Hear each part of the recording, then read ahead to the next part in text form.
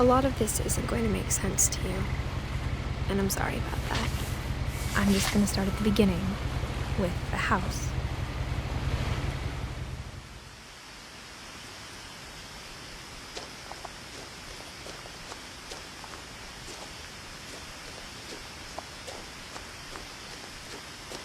My brother Milton disappeared when I was 4. It was like the house just swallowed him up.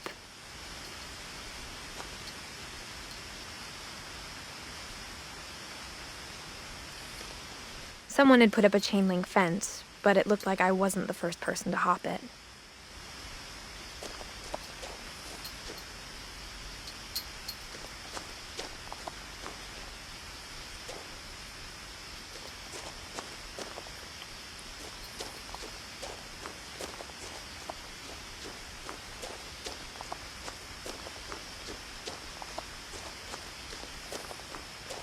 I lived here until I was 11, but I wasn't allowed inside half the rooms.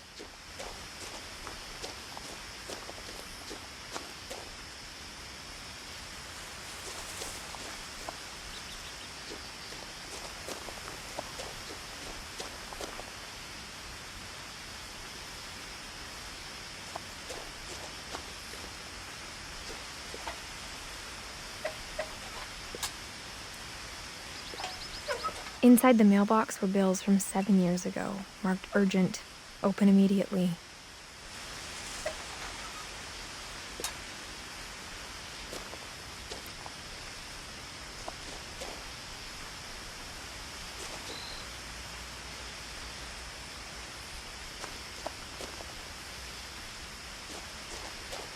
I hadn't been back since my brother Lewis's funeral.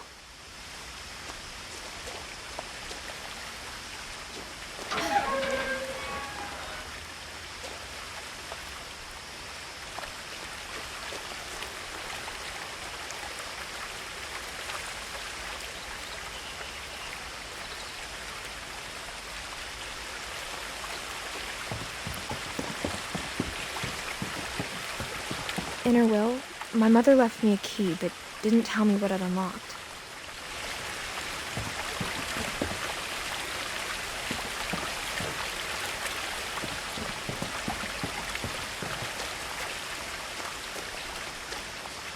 Maybe she thought I'd know, or she thought that the mystery would be enough to bring me back.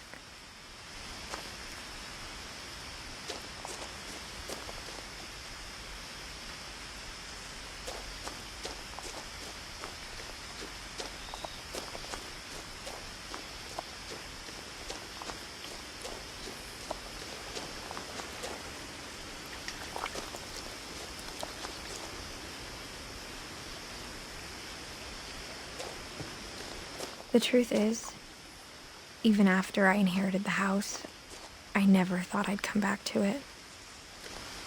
But now I had questions about my family that only the house knew the answers to.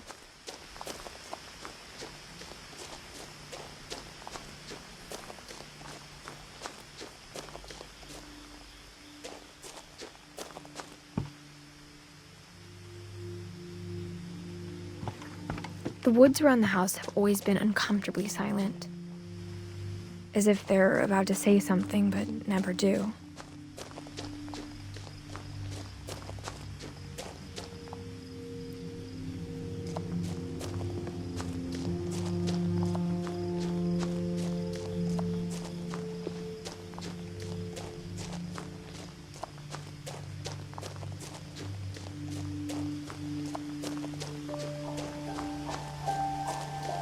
The house was exactly like I remembered it, the way I'd been dreaming about it.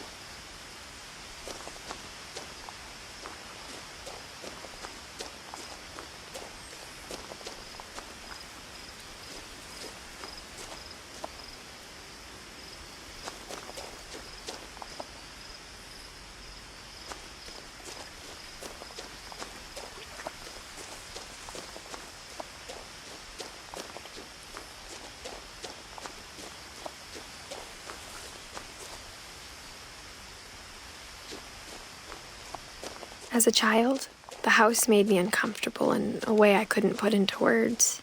Now, as a 17-year-old, I knew exactly what those words were.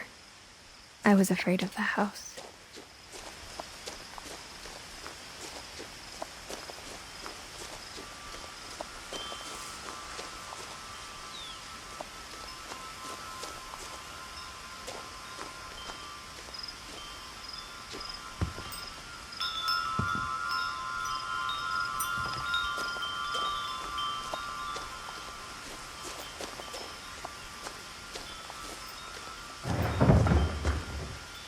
I heard something moving around in the garage.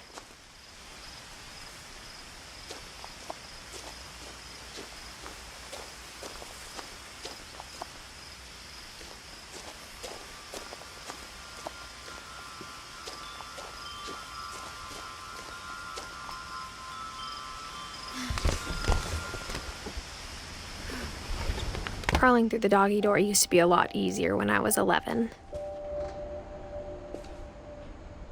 The power had been turned off the night we left.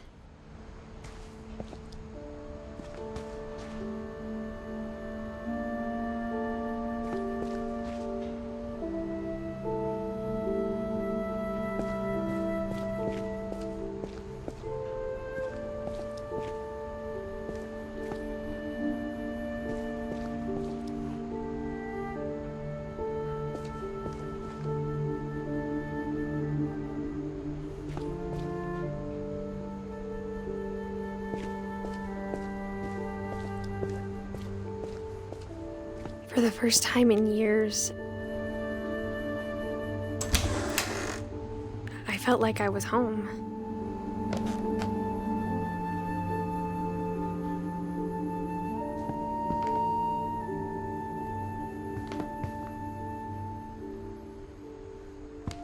But instead of a family, there were just memories of one.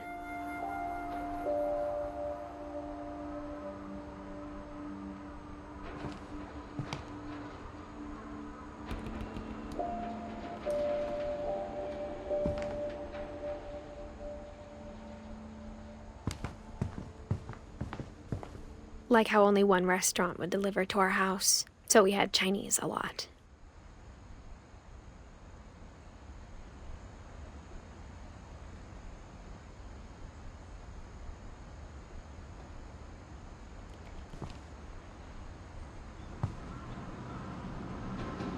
Or how after Louis started working at the cannery, we all got sick of eating salmon. Except our cat, Molly.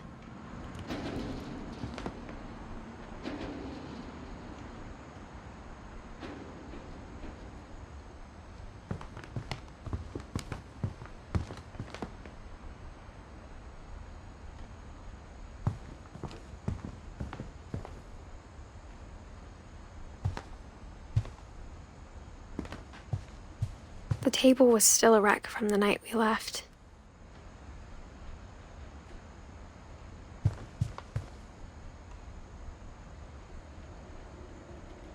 It was like a bomb had gone off, killing everyone but sparing the furniture.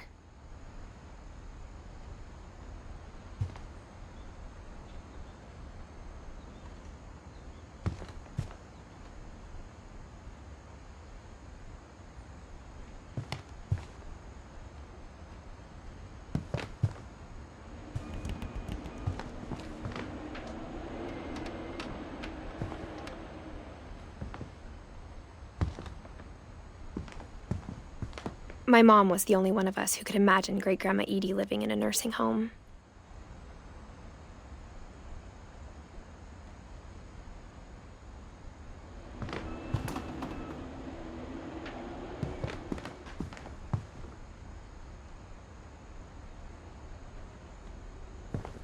Nothing in the house looked abnormal. There was just too much of it, like a smile with too many teeth.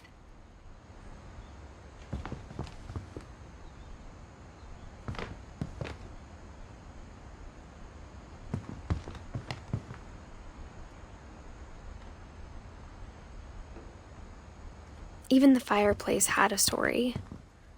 Edie told me the bricks came from the original house, after it sank.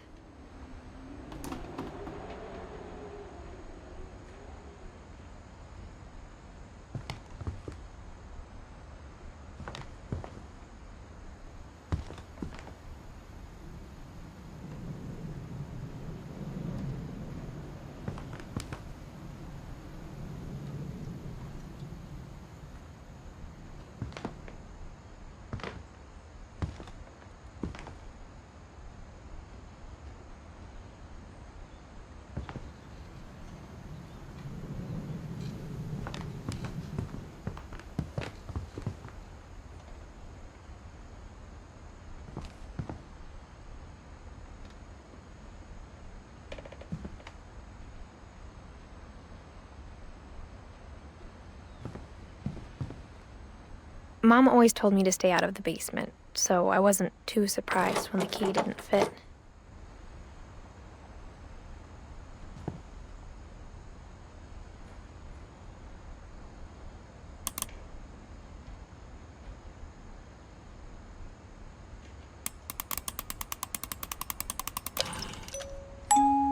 Great-Grandpa Sven built a music box for Barbara, along with the rest of the house.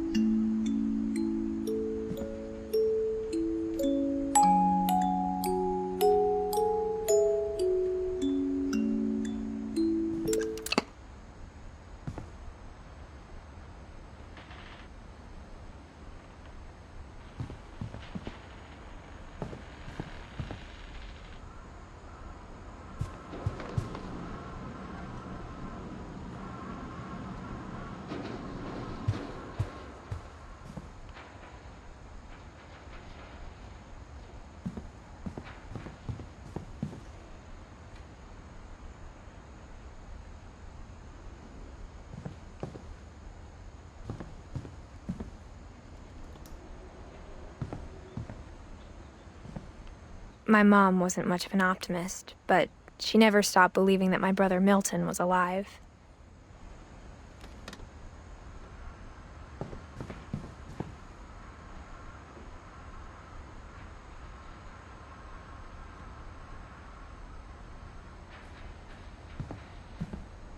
A lot of things got left behind in the whirlwind of that last night.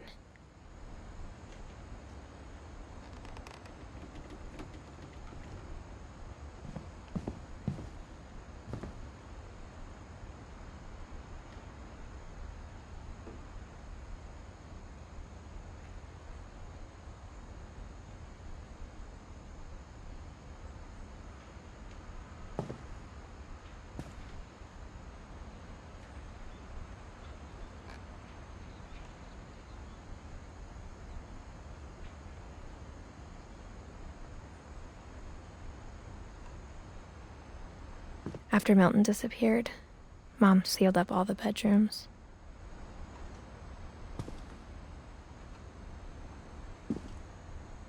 Then Edie retaliated and drilled peepholes.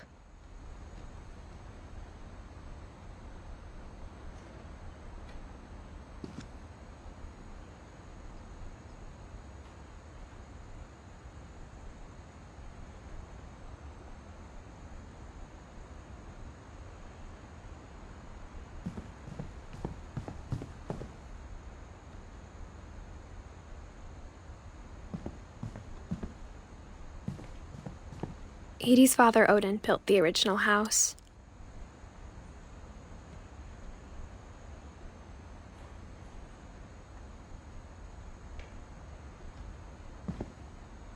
Whenever people ask me about my family, the first thing they always want to know about is Barbara.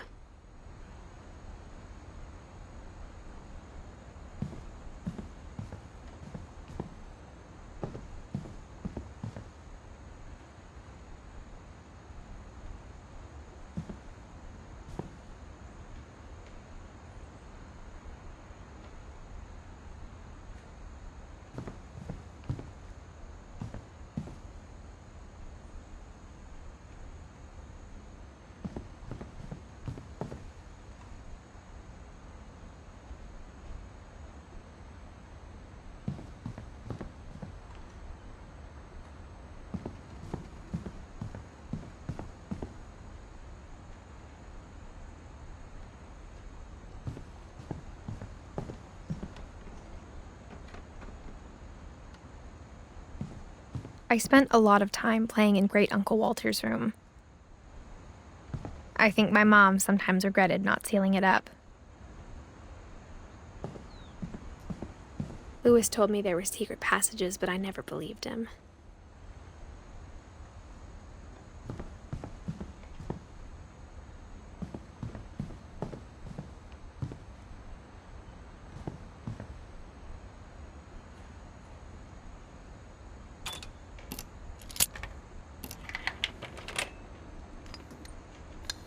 Turns out, my mom was really good at keeping secrets.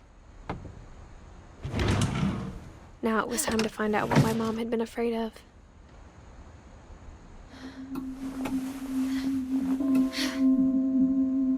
From the paintings on the wall, it was clear my brother Milton had been here before me.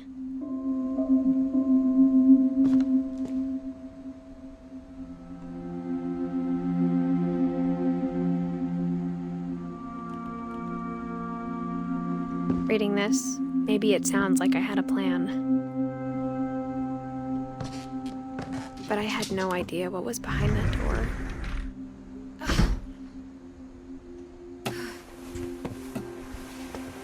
Just like I had no idea where all this was gonna lead.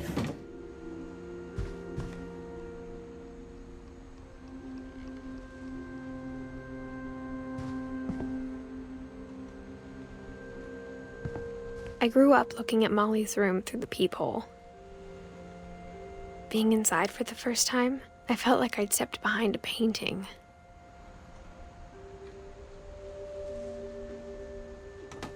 Molly's gerbil had a tiny bedroom with its own even tinier gerbil cage.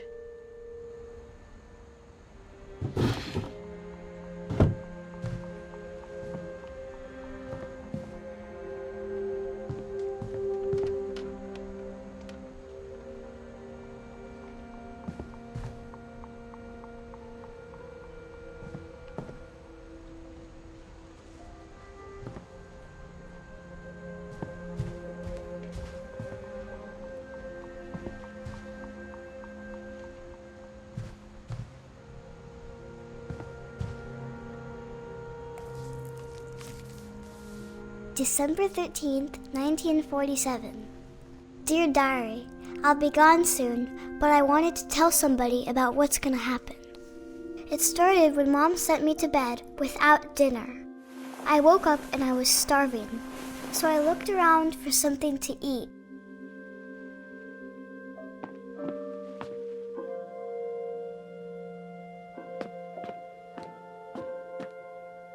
My Halloween candy was all gone.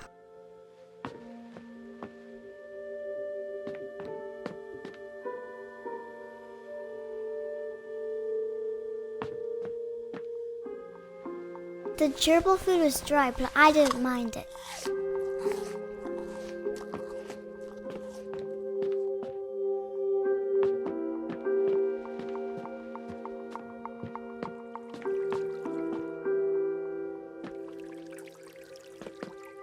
I thought about eating Christopher, but I held back.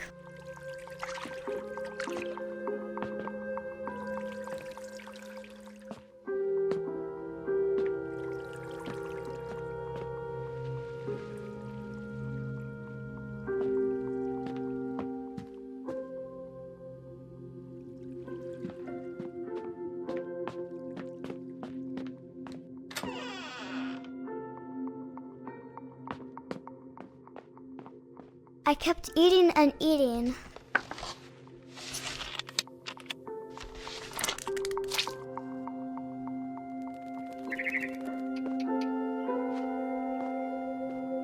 Then I heard chirping outside my window.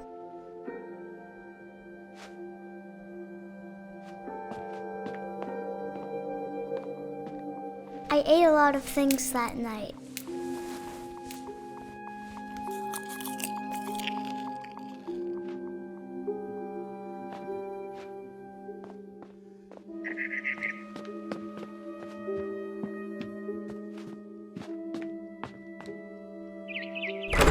Mom, can I come out now? Sweetheart, it's late. Go to sleep.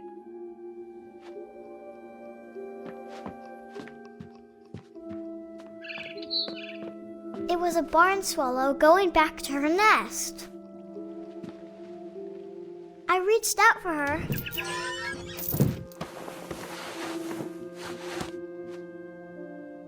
And suddenly,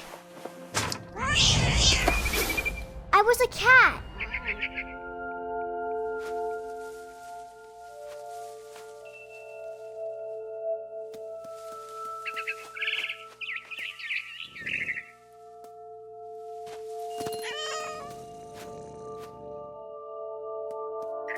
I tried to be quiet, but the bird was really scared.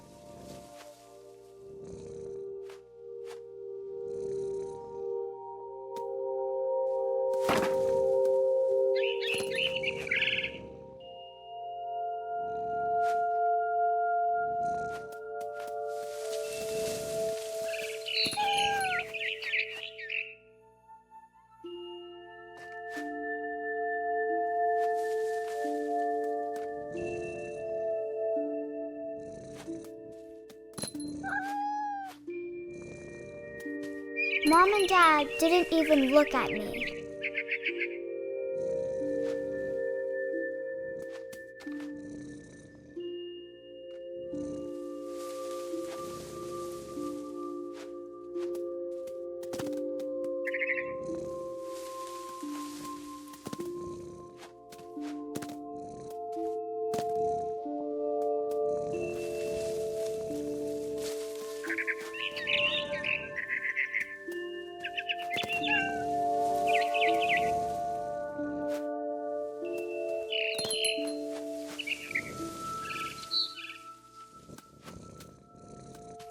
I jumped and I almost got her.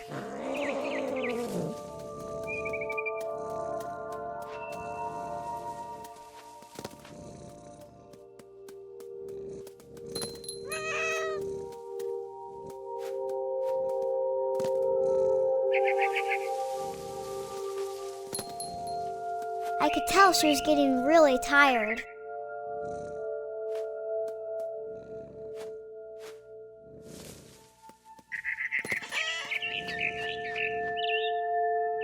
Now I was up in the big tree. I promised Dad I wouldn't climb it anymore. All I cared about was eating that mama bird.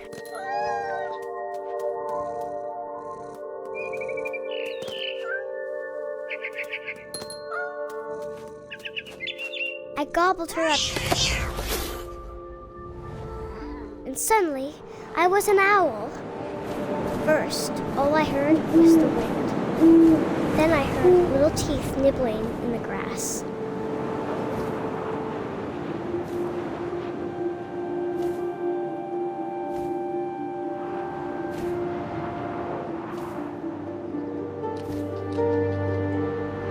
Rabbits.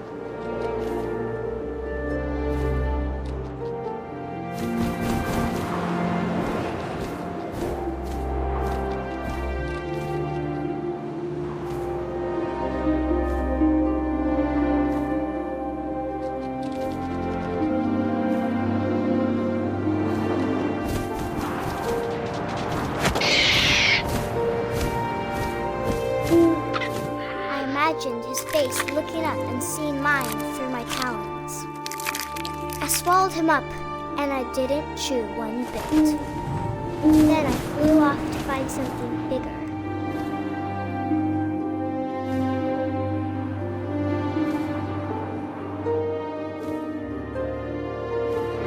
A mama rabbit.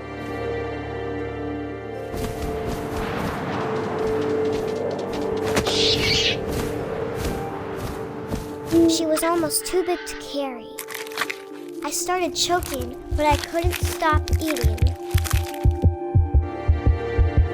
And suddenly, I was a shark.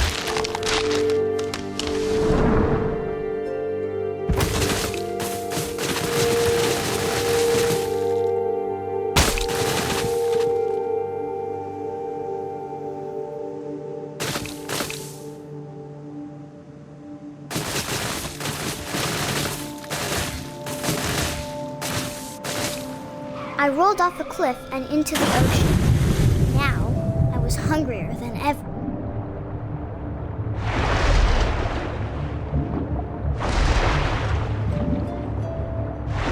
I wanted fat, juicy seals.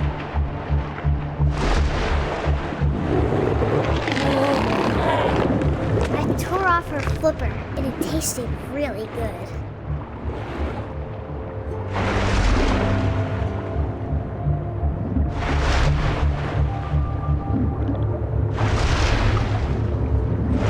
Grabbed on tight. When I was so hungry, I jumped out of the water. When I opened my eyes, everything had changed.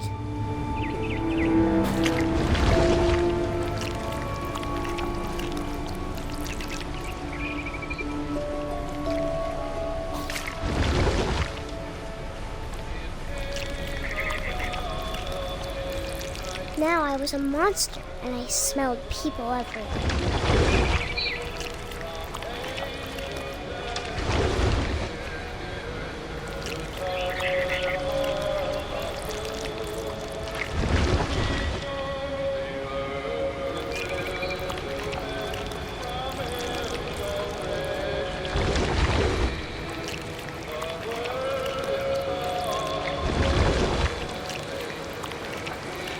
I was big, but I moved real quiet.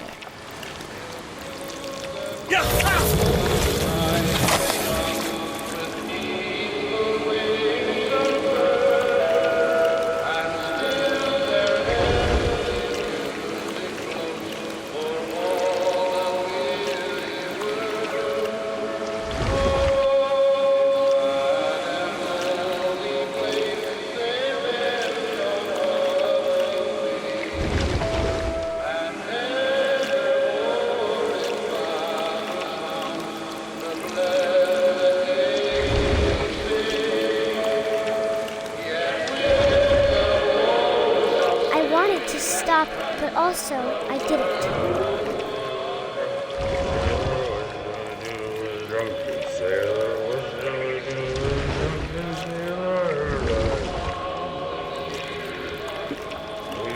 Belly was rusty. Belly was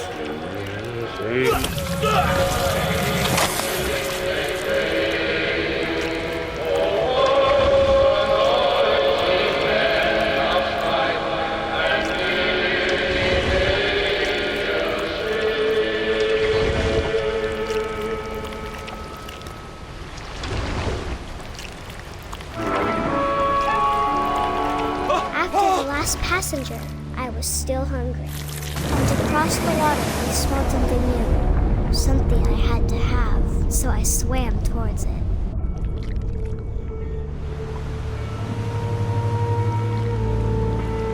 I slithered onto the sand, and the good smell went into an old pipe.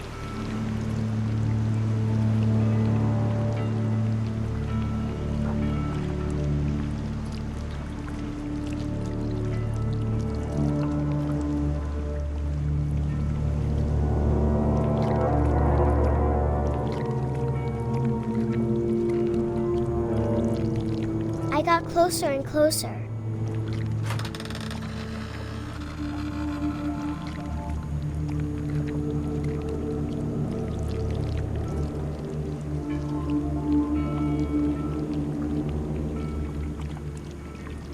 All my stomach started growling. And suddenly, I was me again. I held my breath for a long time, but I couldn't hear anything.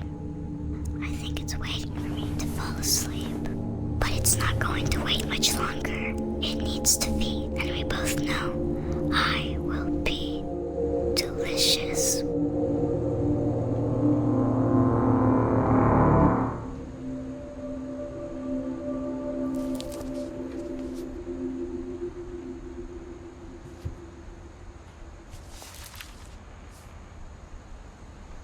I'm not sure if I believed all of that, but I'm sure Edie would have.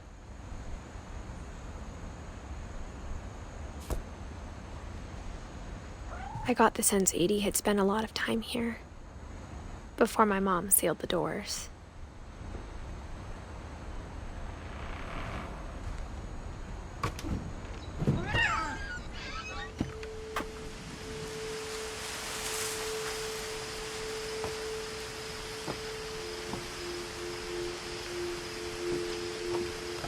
This will be obvious later, but my mom never told me any of these stories.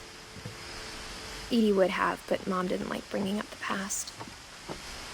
Though, when we adopted a stray kitten, she was the one who named it Molly.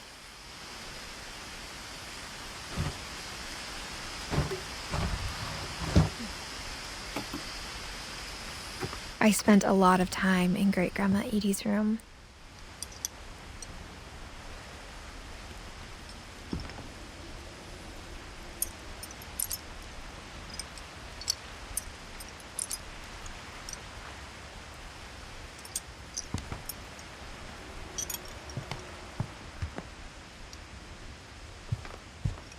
Louis died a week before we left, but Edie had already started to memorialize him.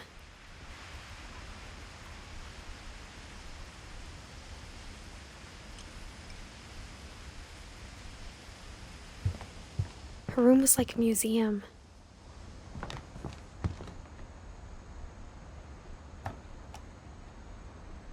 For 500 years, the Finches have been famous throughout Norway for their fortune and misfortune. Odin Finch buries the latest victims of the family curse, his wife Ingeborg and their newborn son, Johan. On January 7th, 1937, he set sail with his family and his house, hoping to leave the curse behind. But 40-foot waves off the coast of Washington send the house and Odin to the bottom of the sea. Odin's daughter Edie, with husband Sven and baby Molly, step ashore on their new home, Orcas Island. Odin Finch is the first to be buried in the new family cemetery. His daughter Edie is already dreaming of a new Finch house.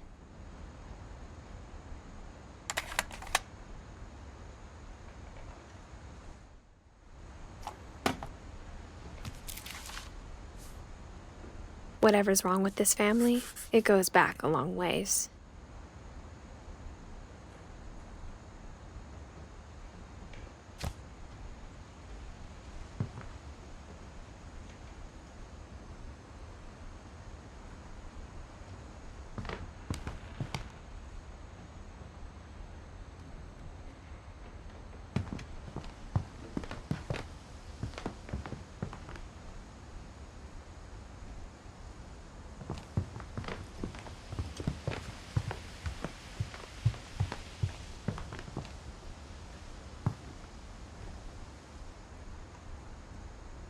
Even in her 90s, sometimes Edie seemed a lot younger than my mother. When Edie told people Sven was killed by a dragon, she could also have said he was building a dragon-shaped slide that collapsed. She could have, but she didn't.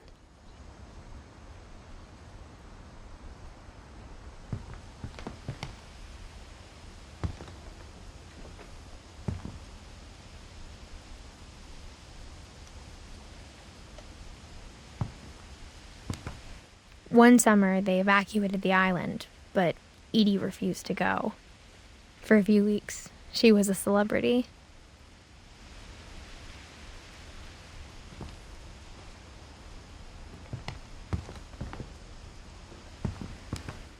I hadn't thought of myself as Edith Jr. for a long, long time.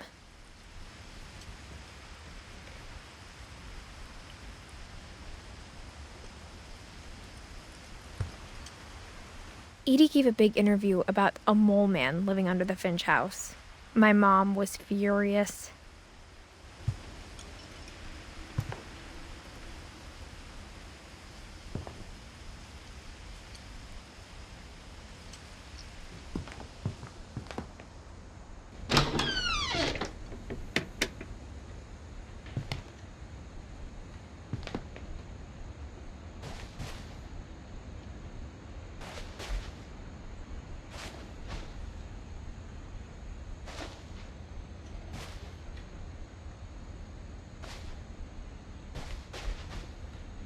The only trace Grandpa Sam's first wife, Kay, left on the house was the pink bathroom. It was a pretty big trace.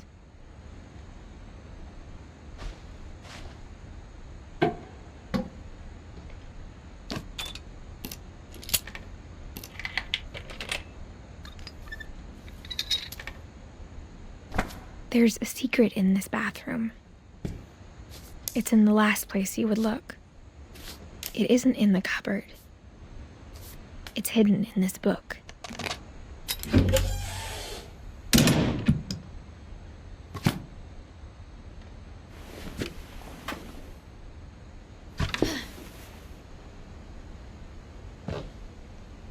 Sven gave Sam an old camera he'd refurbished. He never put it down.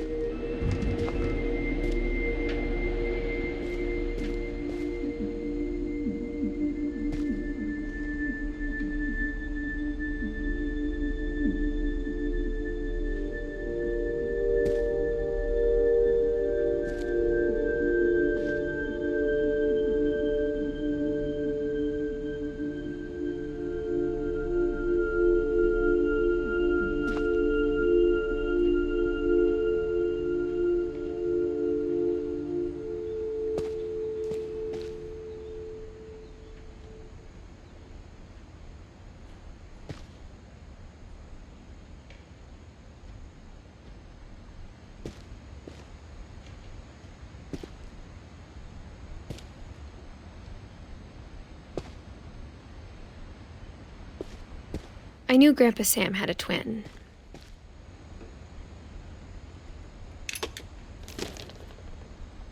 And that he never talked about him.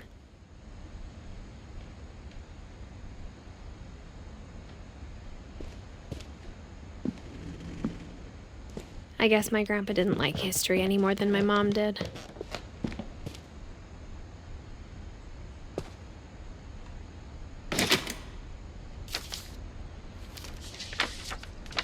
How I Want to Remember My Brother by Sam Finch. The thing I remember is that when he made up his mind, that was it. My brother said he'd die before he ate another mushroom, and he did. At Barbara's funeral, we swore he'd never be afraid again, and he wasn't. I think Calvin always wanted to fly.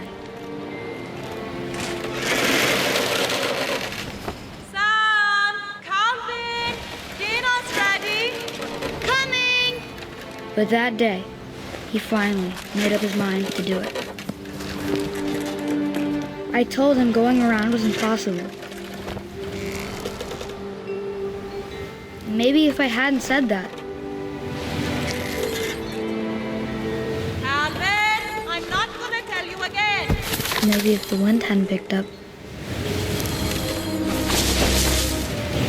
Then maybe he'd still be here. But I doubt it. I think he'd already made up his mind.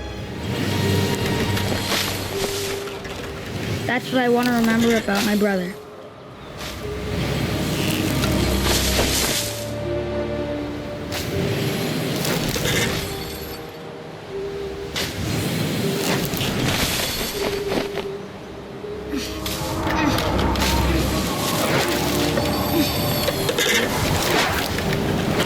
That's the day he made up his mind to fly. And he did.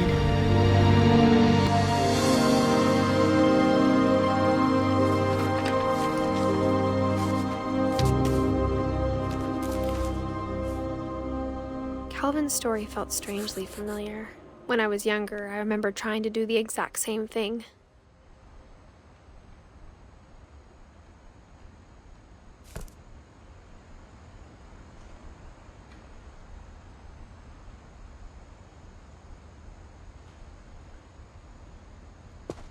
After the funeral, Edie roped off Calvin's half of the room.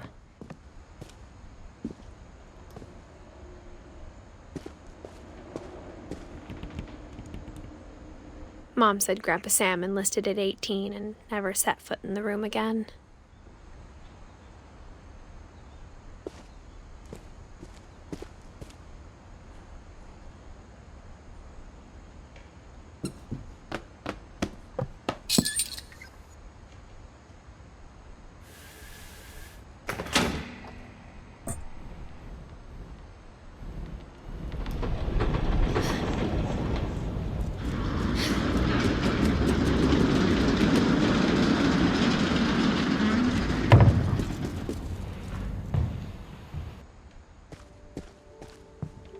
The passages were a pretty tight fit. They'd obviously been built for smaller hands and bellies.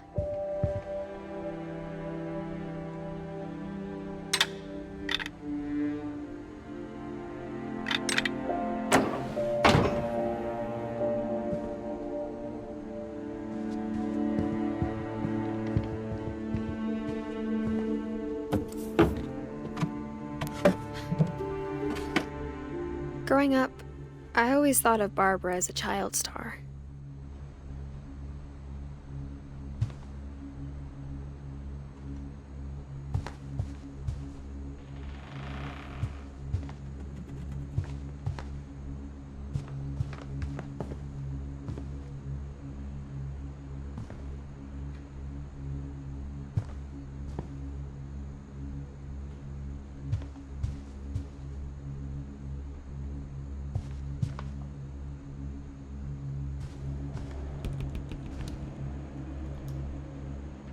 I never thought about how hard it must have been for her afterwards.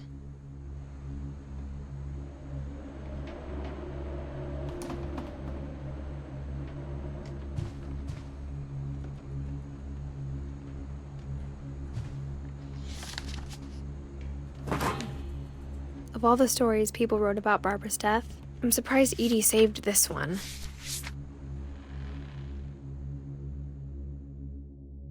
Old Jack here with another ghastly tale inspired by America's most unfortunate family. I'm calling it The Surprise Ending of Barbara Finch. As a child star, Barbara was famous for her scream. Now at 16, she was all washed up, a has-been. But in a lucky break, she'd been asked to perform her signature scream at a local convention for monster movie fans. It was just the boost her career needed. Unfortunately, her scream hadn't aged well. Getting better. I think you just need the right motivation. Her biggest fan and current boyfriend, Rick, was about to demonstrate when... Now that was a great scream. It was Barbara's father, Sven. He'd slipped into a table saw and had to be rushed to the emergency room. So Barbara got stuck babysitting her youngest brother, Walter. Her convention comeback was cancelled. Okay, I'm hearing frustration, but I'm not hearing terror. What if I tried... A gang of hoodlums in Halloween masks have been terrorizing Orcas Island tonight. Police are urging residents to... That came from the basement. You're right! Also, I loved your delivery on that. Why is your basement door locked? Because my dad likes making puzzles and secret passages. There's a key hidden in the music box. The secret is to keep winding and winding until finally the key pops out. Thanks, babe. I'll be back in a sec. 20 minutes later, Rick hadn't returned.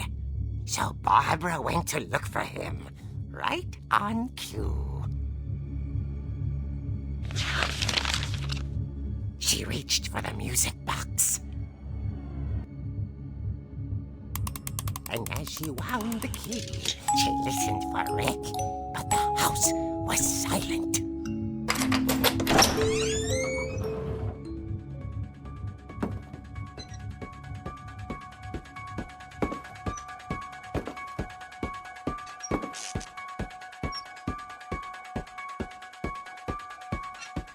She found Rick's crutch and imagined the worst.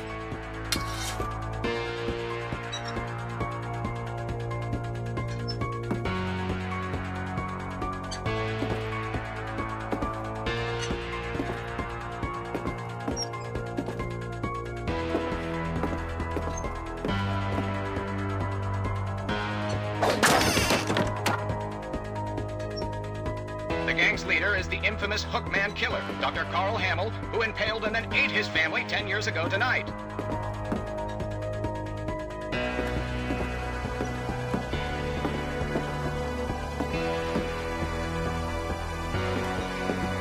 The old fridge rattled and grew still.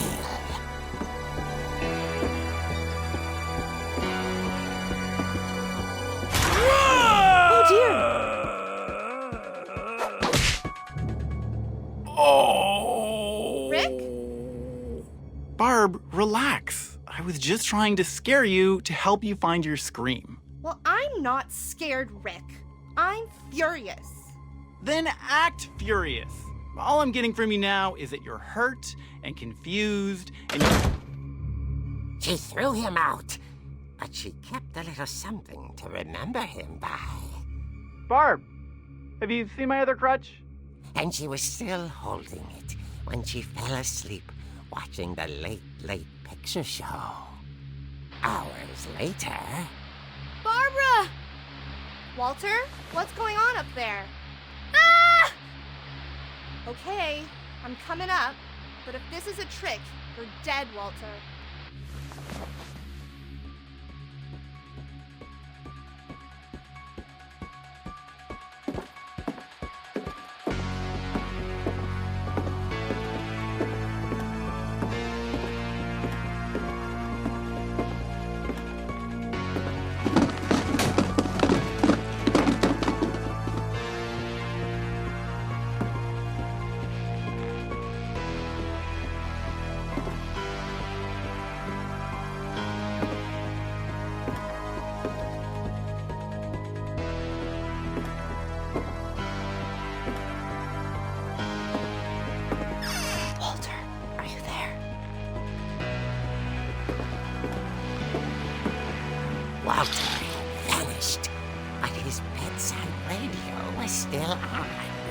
Orcas Island police describe the man as 6 feet tall, with a steel hook for a hand.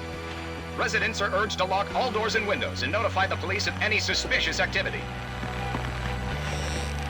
Barbara turned, saw the hook man, and was speechless. He was quite smashing.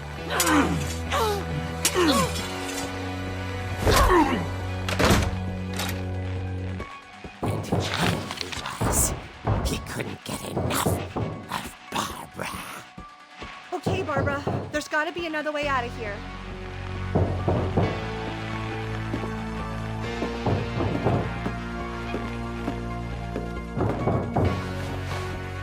That night, she played her part beautifully.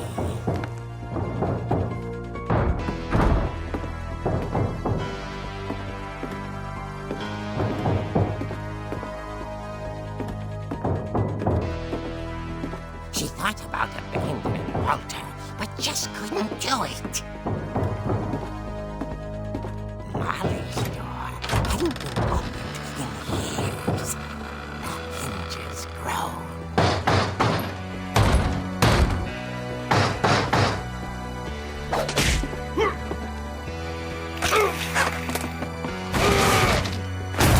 He wasn't moving, but she sensed the story might not be over yet.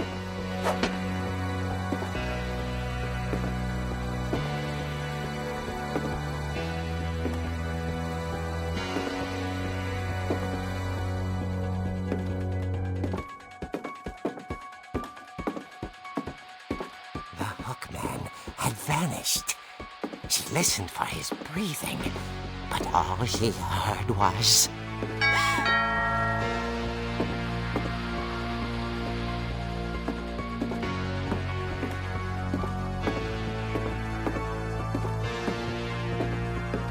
Someone at the door was dying to speak to young Barbara. At the door, she heard whispering. It was coming from inside the house.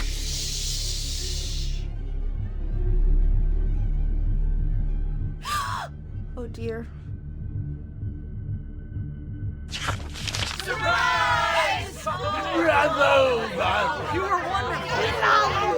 monsters had come to surprise her.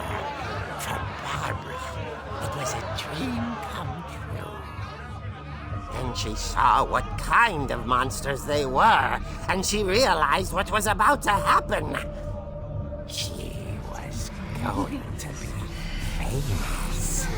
And with her final breath, Barbara Finch gave the performance of her life.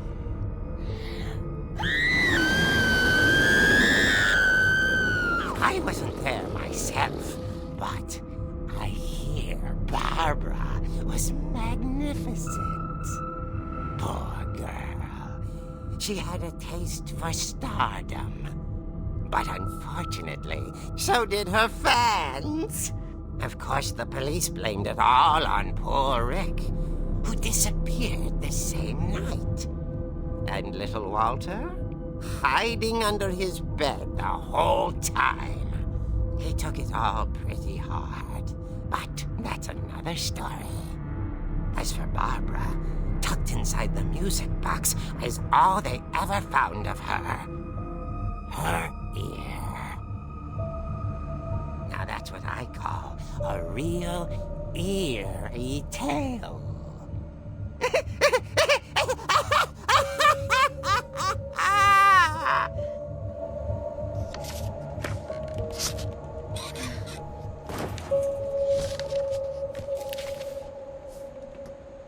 Edie told me all Barbara wanted was to be remembered, as absurd as that comic was.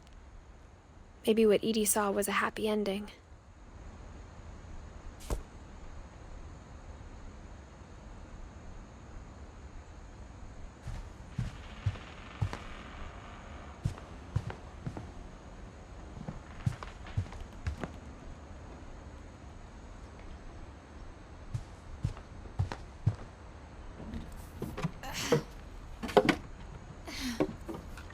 I guess now I know why Mom didn't like me playing with the music box.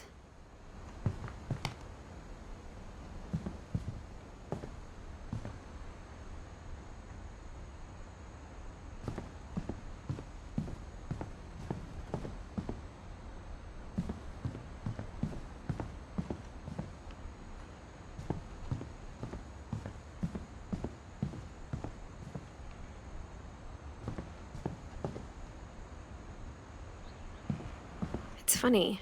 All those times I played with the music box and never found the basement key.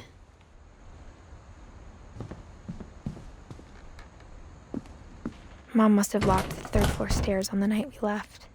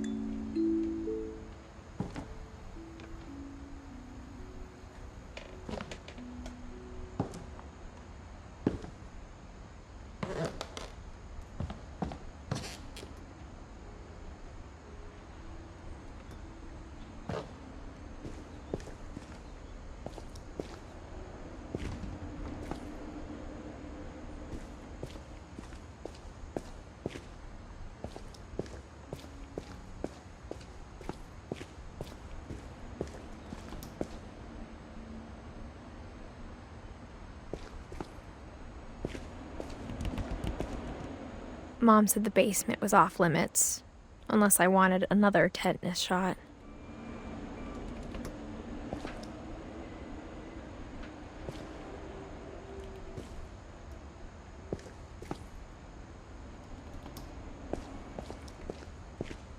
I saw Edie sneak down to the basement once, carrying packages.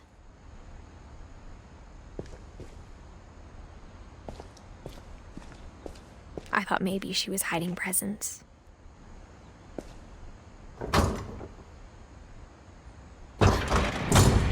It turned out she was hiding a lot more than that.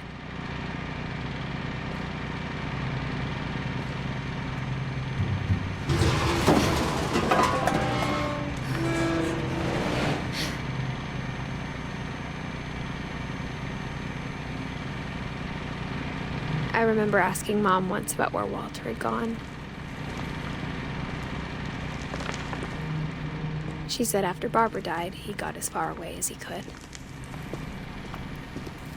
If there's a pattern in all these stories, I think it's that none of us has gotten very far.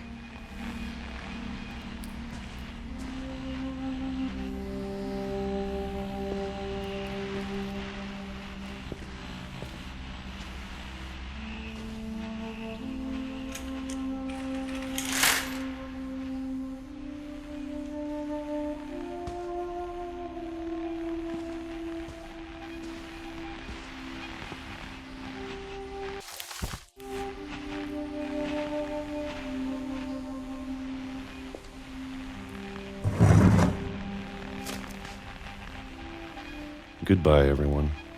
I can't believe I've been down here for 30 years.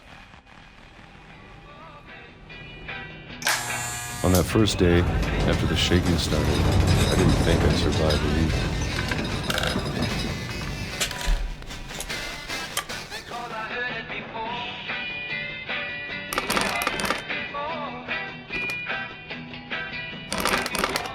But after a few days, I settled into a routine. That's what kept me sane. Having a schedule, living for today. I always expected to be dead tomorrow. But if you wait long enough, you get used to anything.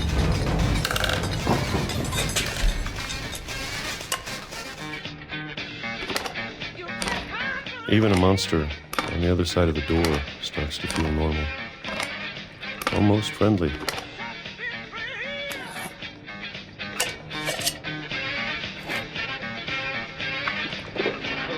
And then one day, everything just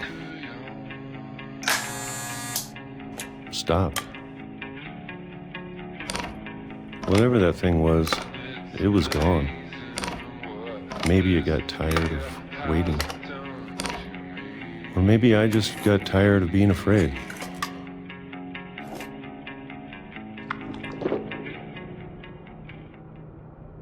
It's been a week now, the longest in 30 years. I'm done waiting. I have to leave while I still can.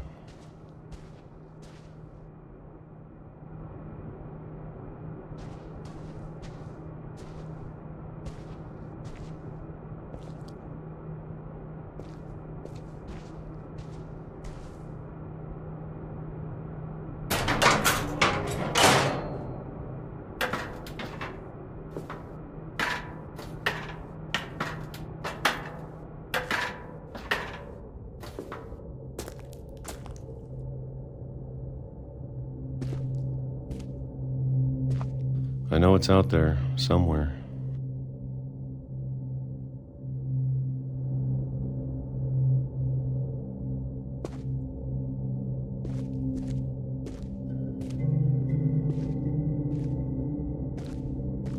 Whatever killed Barbara and Molly.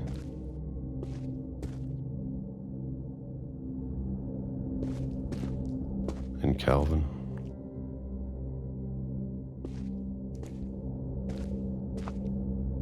Maybe this is all a mistake. But I need to stop living the same day, even if it kills me.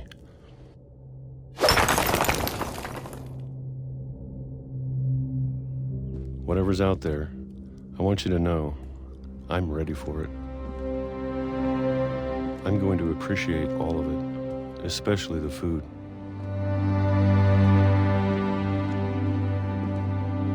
I don't mind if I only have a year left. Or a month. Or a single week. I'd be happy with one new day. I can already imagine the sun on my face.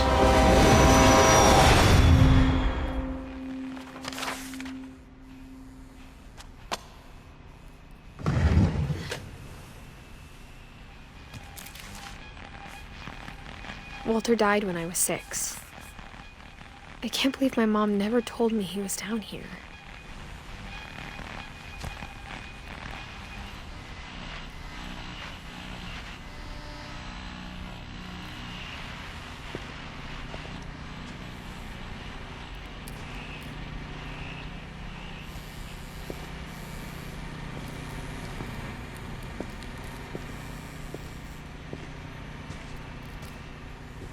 I'm sure my mom was trying to protect me.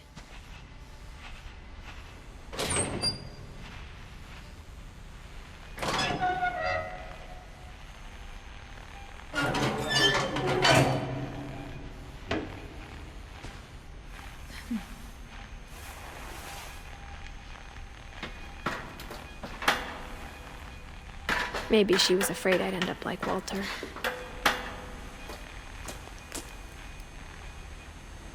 But if she never told me about an uncle under the house,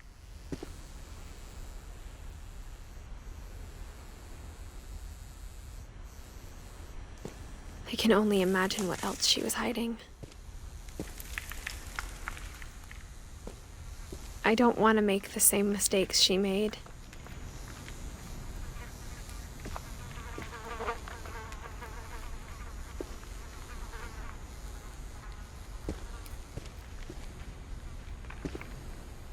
Trying to bury something that's still alive.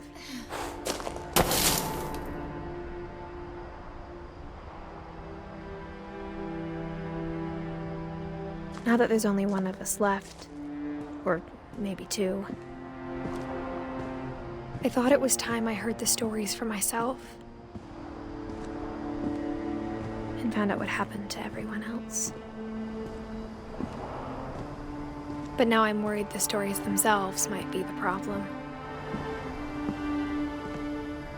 Maybe we believed so much in a family curse, we made it real.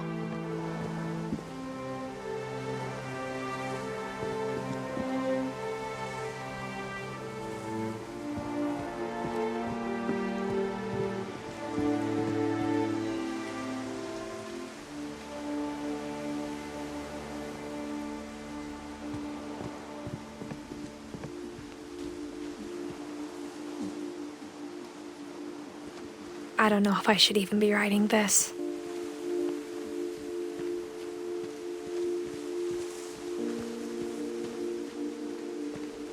Maybe it'd be better if all this just died with me.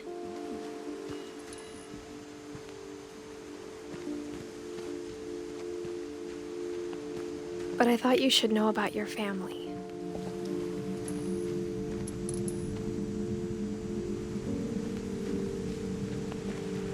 And the history you're a part of.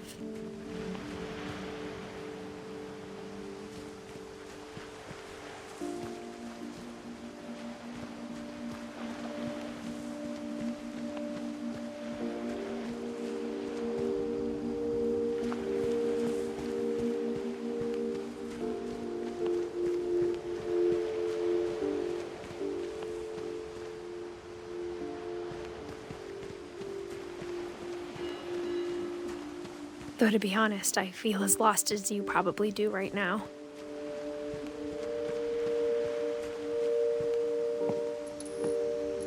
I think the people in these stories believed them, for what that's worth.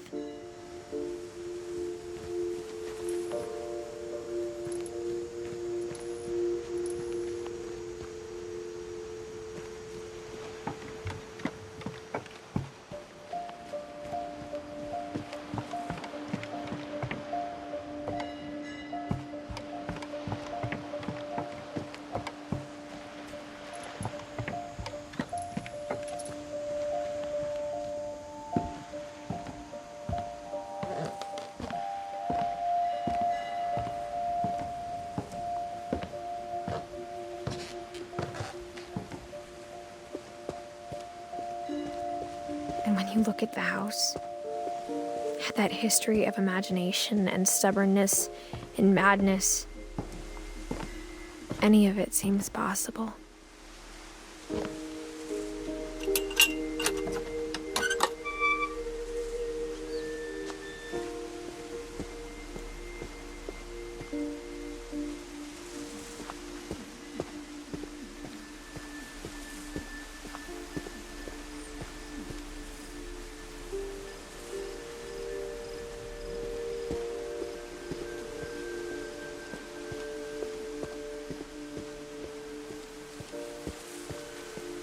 I think we've been surrounded by death for so long, we've just gotten used to it. What kind of family finishes building a cemetery before starting the house?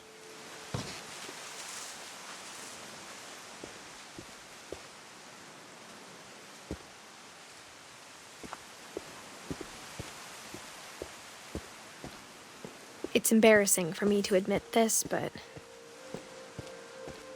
the pet cemetery made me more uncomfortable than the human one.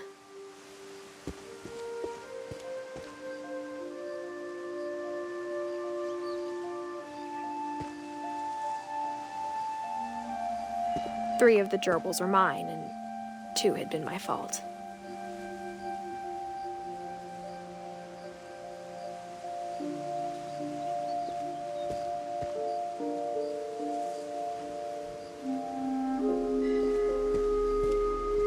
Sven built the house, but it was Edie who designed the cemetery.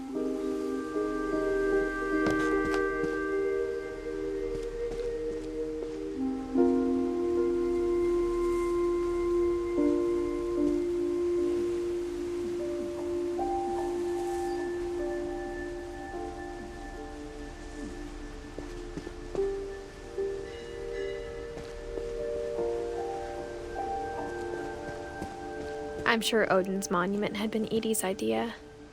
My mom was always trying to move on, but for Edie, the past never went away.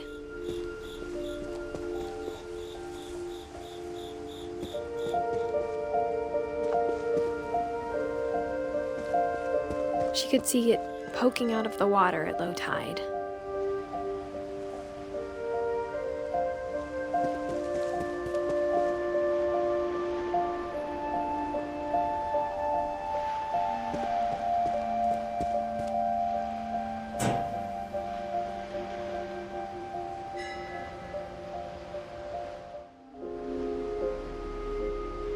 Edie said she dreamed about the old house every night.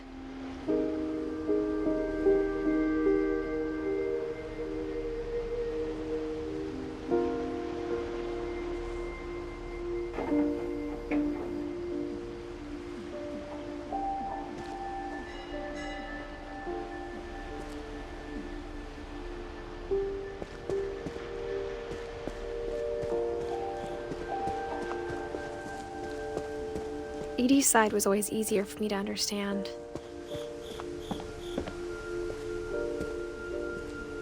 But the older I get, the more I can see where my mom was coming from. Her dad had been pretty strict, but it wasn't enough to save her brothers. She was just trying to do better.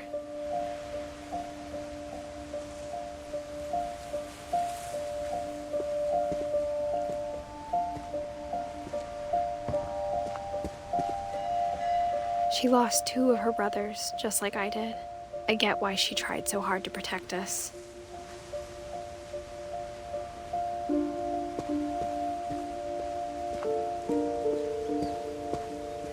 There's so many things I wish I could ask my mom now. Part of me thinks this is what she wanted all along. For me to come back someday and find everything out for myself.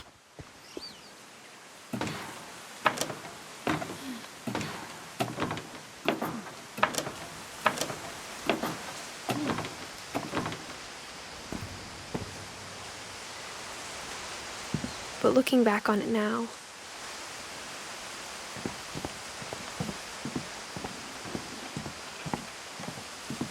if she told me there was going to be so much climbing, I never would have come when I was 22 weeks pregnant.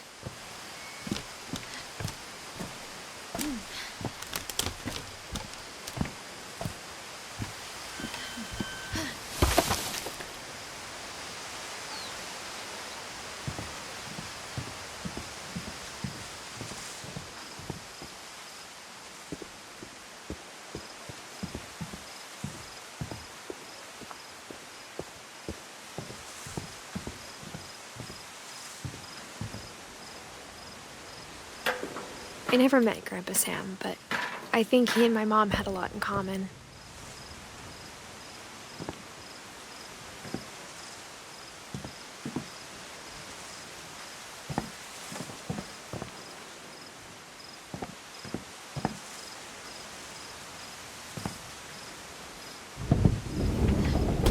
They were both pretty intense.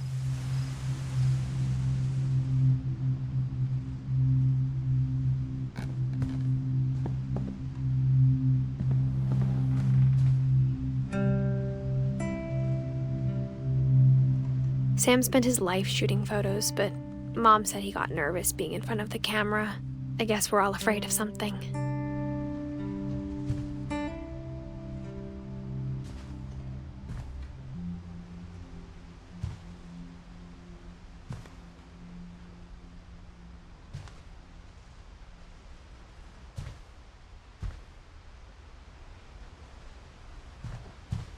Instead of hiding from death, Sam seemed to go out of his way to meet it.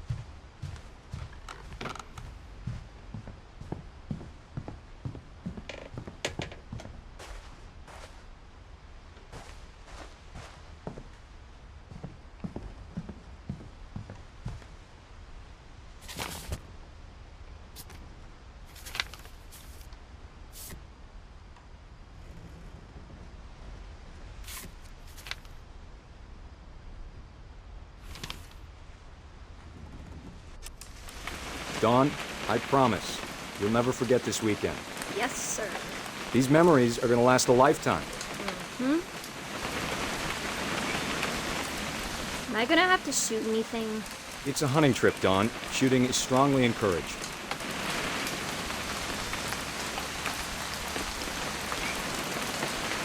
What? Perfect. It's gonna rain the whole weekend, isn't it? Please just take the picture. Hey, language. I will never forget this weekend, Dad. That's the spirit. Okay, got it. I'm gonna take some pictures, okay? Just be careful. That camera's older than you are.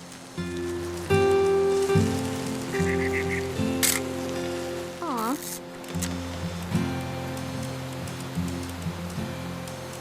You're right, Dad. It's starting to clear up. Still freezing, though.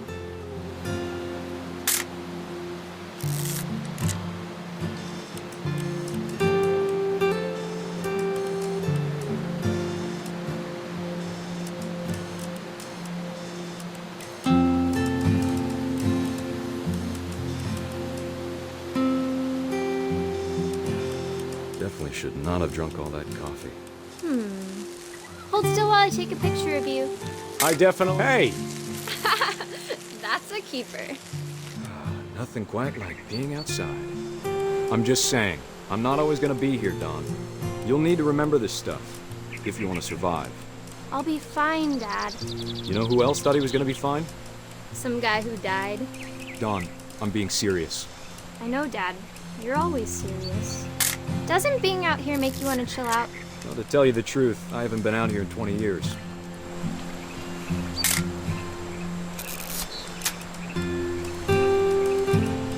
Dad! Good eyes, Dawn.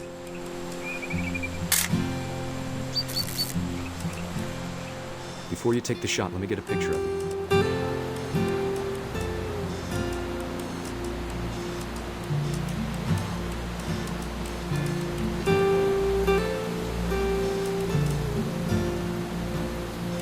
Dad, I... Let me get behind you.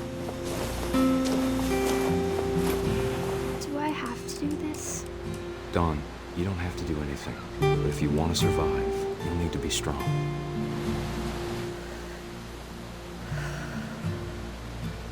Now keep going. Great shot, Dawn!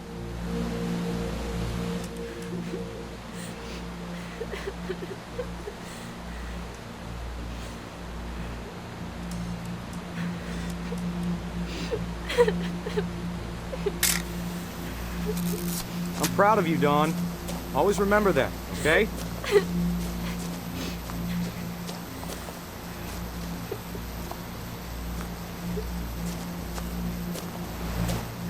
Sorry, Dawn. Just gotta reset the timer.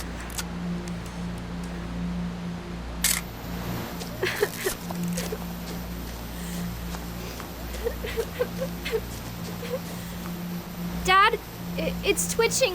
I think That's it's totally normal, Dawn. Just focus on the camera. Try not to think about... Dad!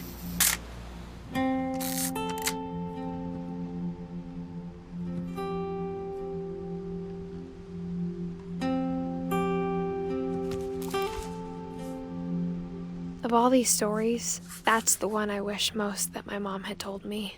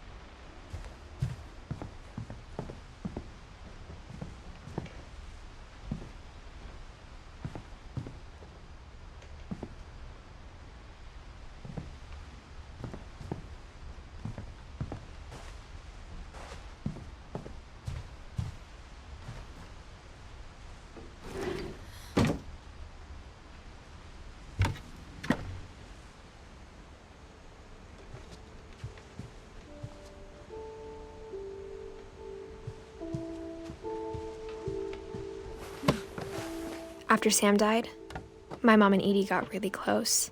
They'd both lost a lot.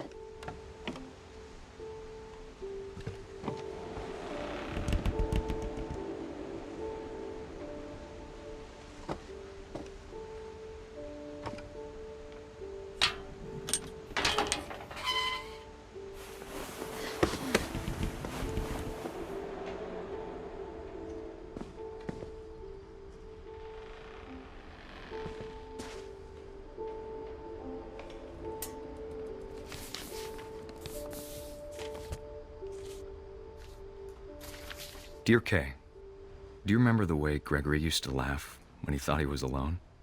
Like something funny was happening, but only he could see it. I think he saw things the rest of us don't.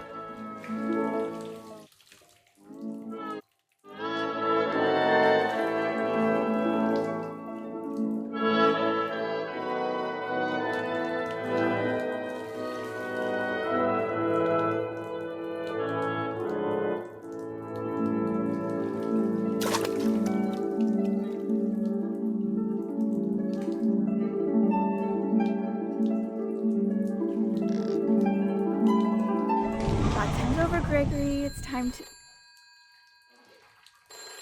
Hold on, sweetie. Hello? Sam, I told you I don't want to talk right now. I wonder what he saw. What his world was like.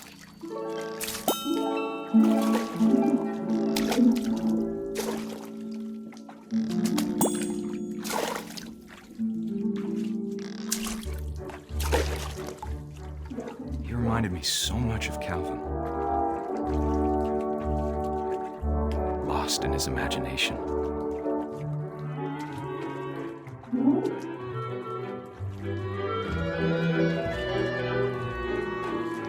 Whatever it was he saw, it sure made him happy.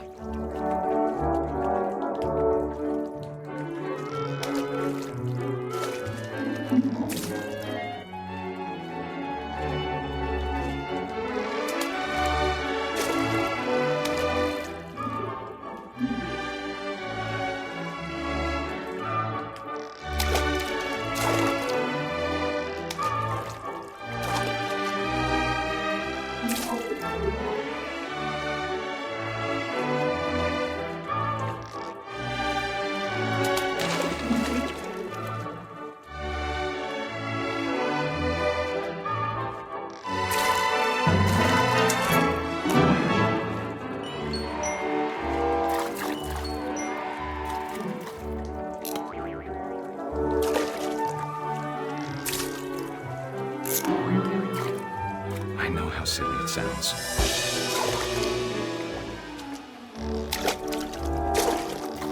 But I worried about a baby being too happy. But I could feel him slipping away. Sorry about that, Gregory. I know you did everything you could. Maybe if I hadn't called that night.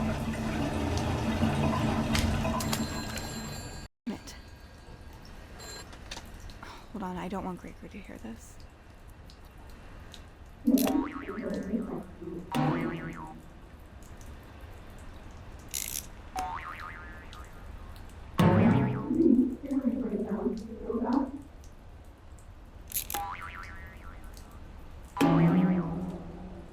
I wish he could have told us about the world he saw.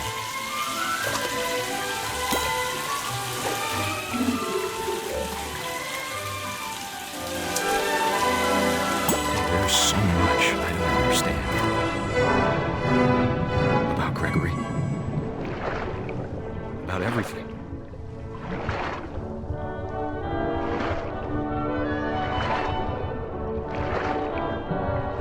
But I know what happened wasn't your fault.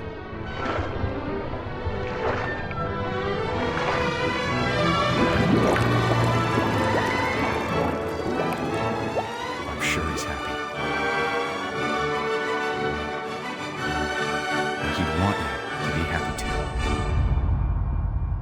Good luck, Kay. Love, Sam.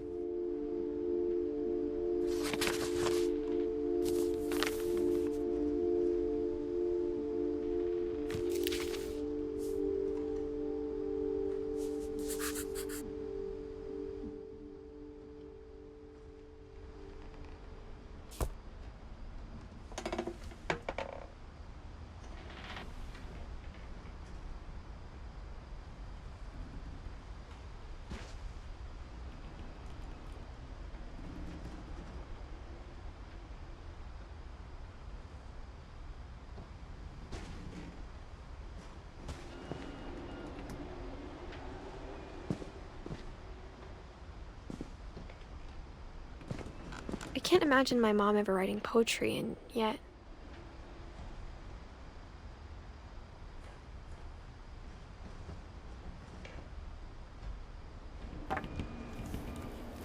A poem for Gus, who always said the wedding was a bad idea.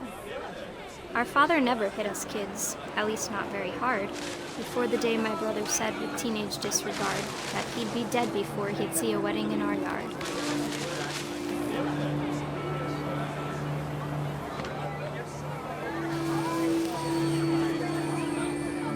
My father made him come, of course, but Gus stood far apart, just flew his kite and bottled up the storm inside his heart.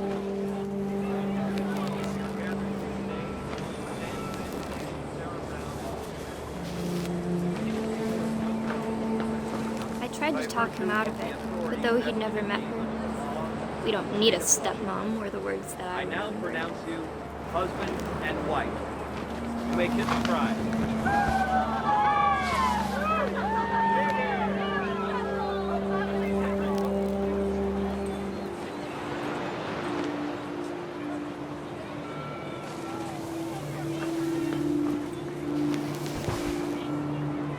When the time for photos came, Dad ordered him to come here.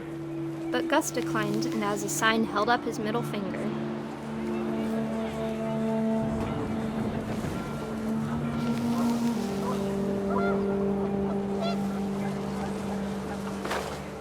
The wind picked up, and panicked geese appeared and quickly went. But all the humans did that day was go inside the tent.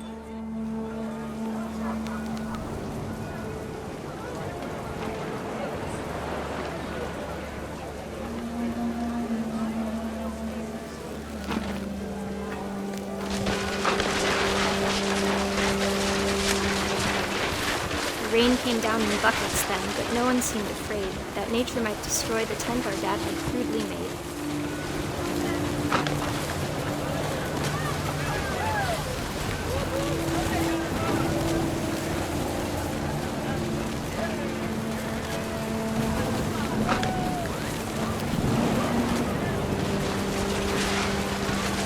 The thunder sounded much too close and full of angry power. But all my father said to this was, "Make the music louder."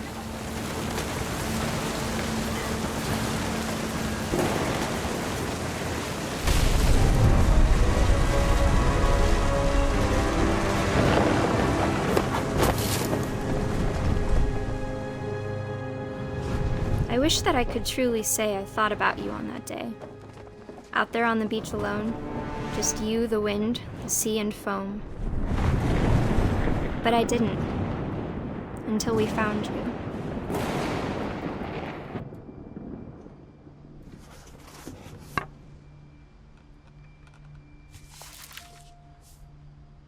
She never talked about him, but Mom told me once if I was a boy, they were going to name me Gus.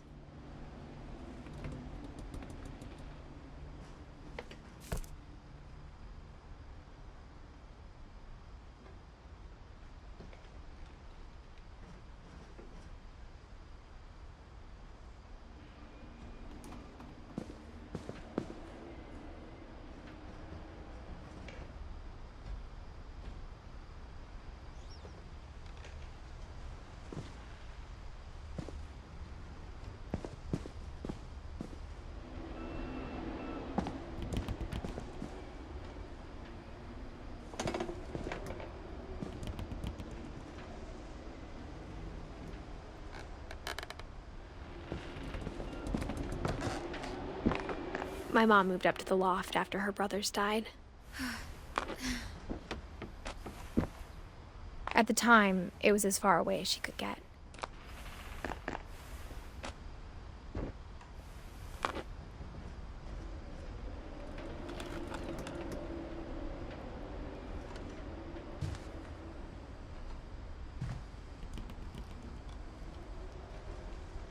Religion was another thing my mom never talked about, but I think it helped her a lot after her dad died.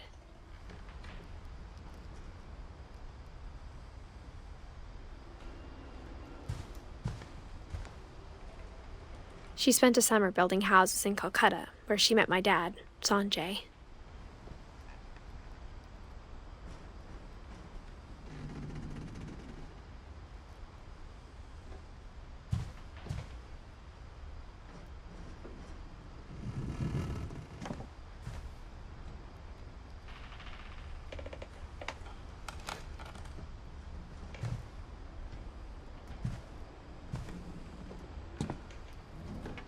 My mom moved to India a week after graduation and got a job teaching English.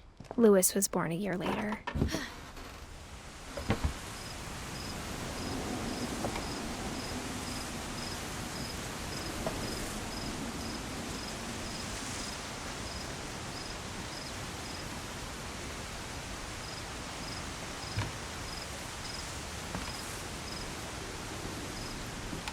When my dad died, I don't think Mom knew where else to go. I'm sure Edie was happy to have her back.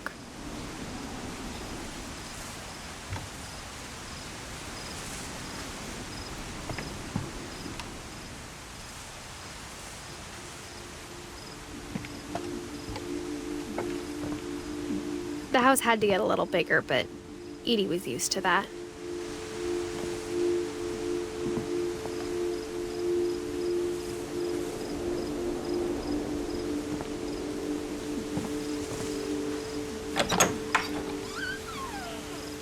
And for a while, things were good, almost normal.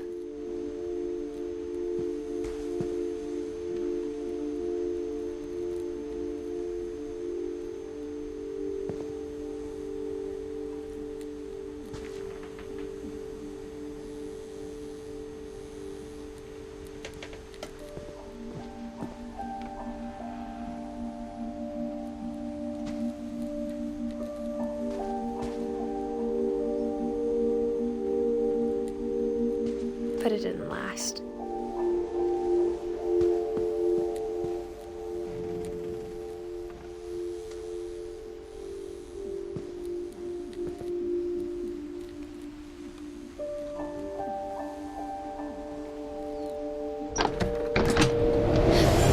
The beginning of the end was Milton's 10th birthday, when Edie gave him a castle.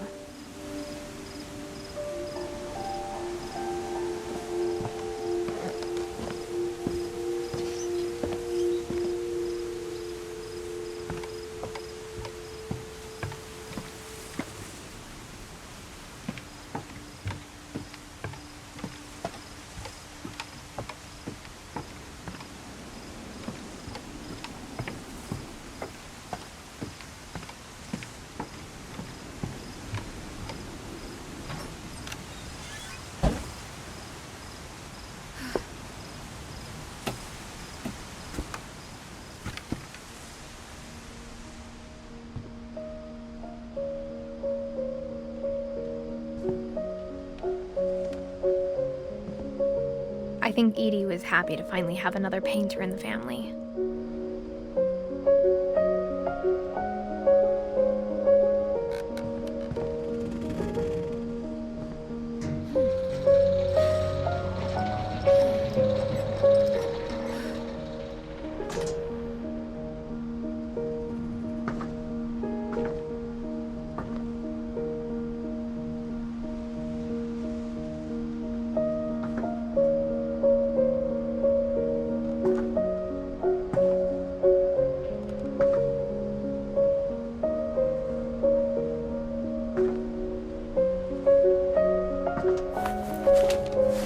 Milton Finch in The Magic Paintbrush.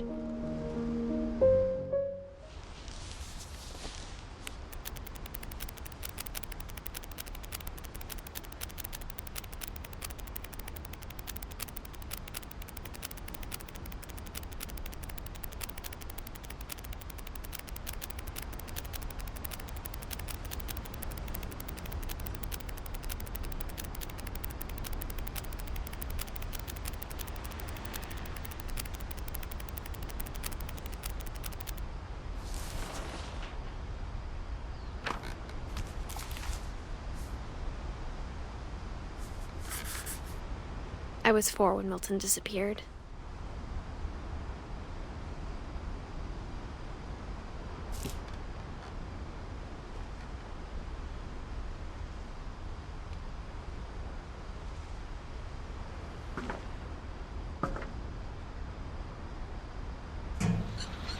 Mom spent months searching for my brother.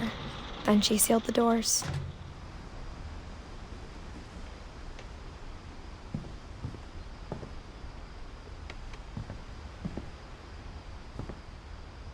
Whatever Milton had found in the house, Mom didn't want it getting out.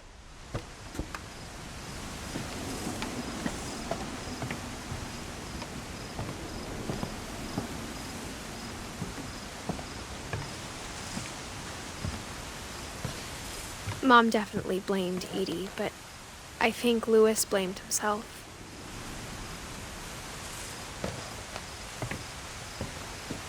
After he graduated, he just spent more and more time in his room, until Mom got him a job at the cannery.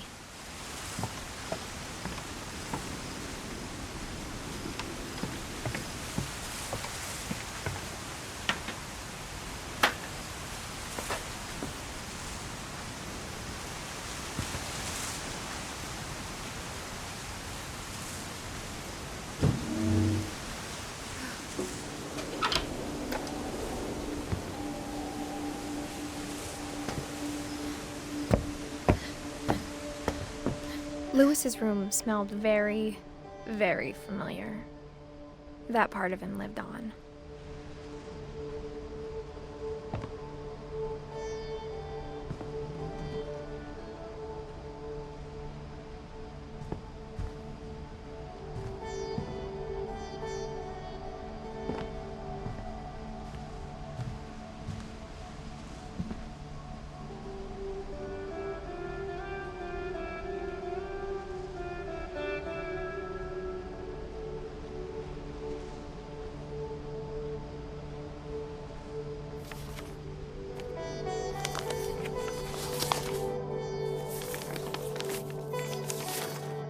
Dear Mrs. Finch, as Louis's psychiatrist, I can understand your desire for an explanation. As I see it, the trouble began in January, shortly after we convinced your son to seek treatment for substance abuse. Newly sober, I believe Louis first noticed the monotony of his daily life.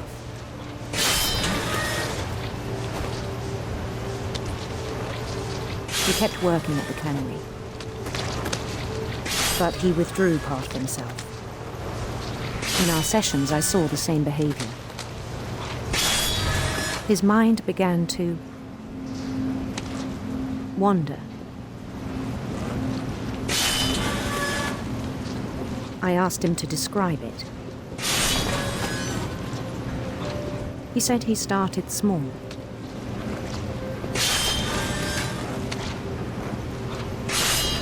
Imagining a labyrinth.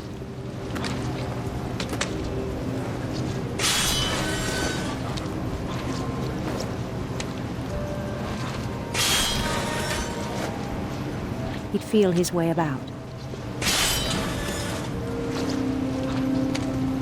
Then something moved. Bats. And toads.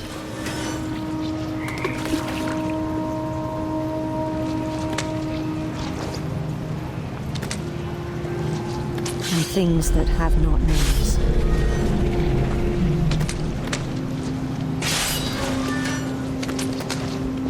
He knew it was all in his head.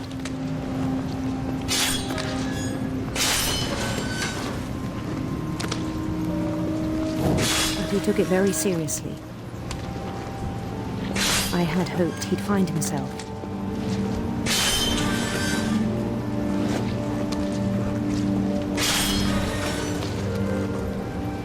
But he found something more.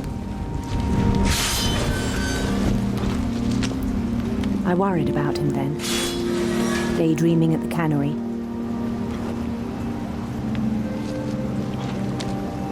I spoke with his boss,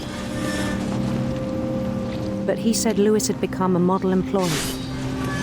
Methodical, tireless, focused. Like a whole new Louis. so I let him go on.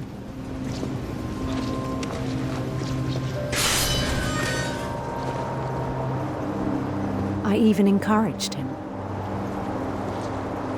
It seemed very promising at first. He told me he'd made a new friend.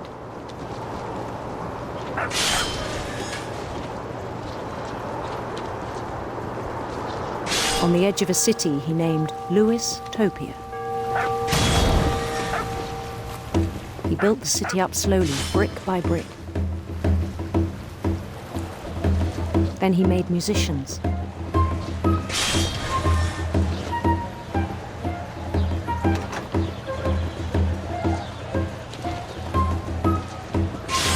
And songs for them to play. He talked about starting a band. And he was always humming something. Every day his imagination grew stronger.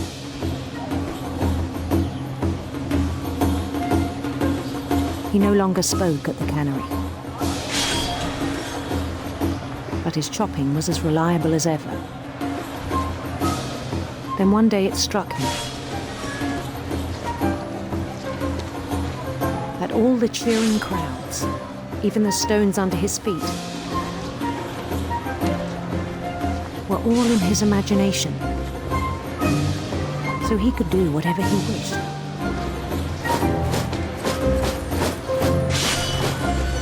He held an election for mayor. And he won.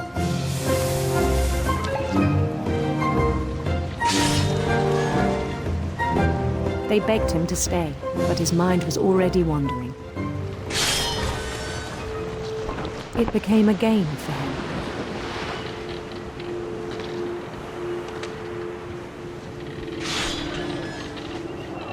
He'd conquer a city, then immediately push on.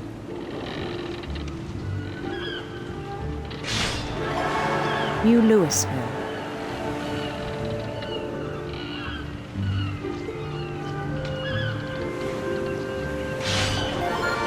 St. Louis. He started drifting away from our reality.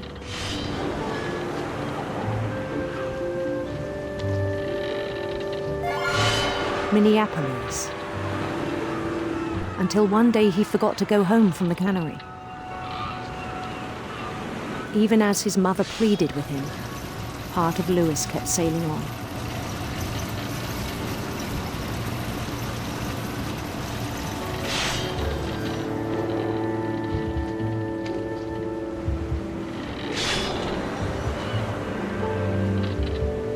In Louisburg, he heard rumors of a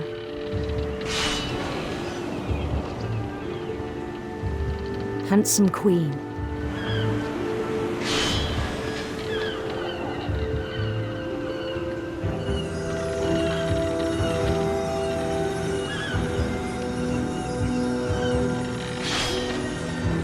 The queen was on her own quest for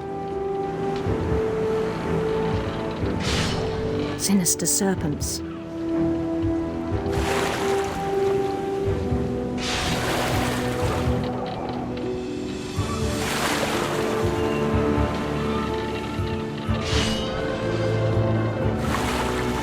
He followed the sound of her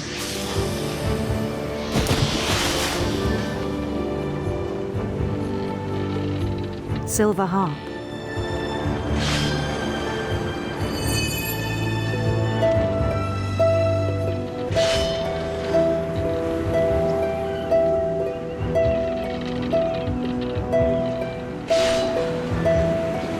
His chase led him to a golden palace east of the sun and west of the moon.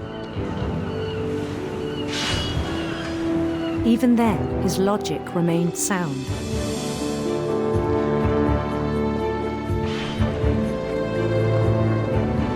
He knew the world was all in his imagination.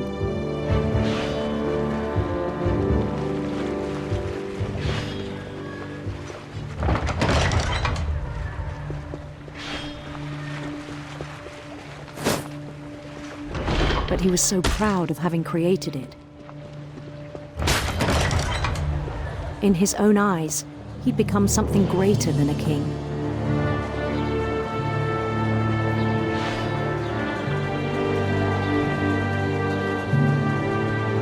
For someone who'd never known success in the real world, I think it was overwhelming.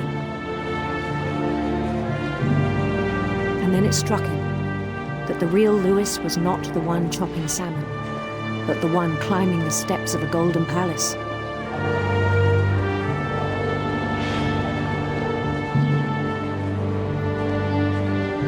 My imagination is as real as my body, he told me. It was hard to argue with him.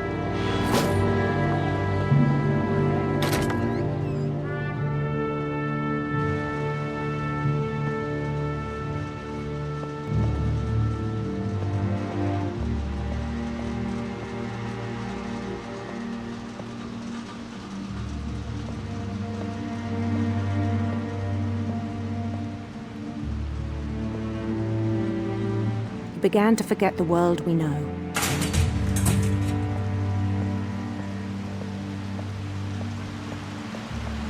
I think it pained him to remember Louis, the cannery worker.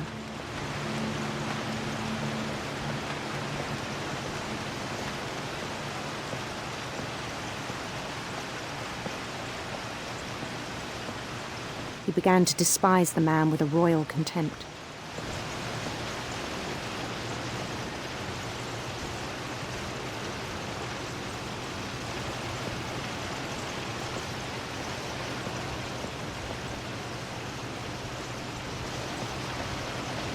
I still thought I could save him. Even after he said he was being crowned king over all the lands of wonder.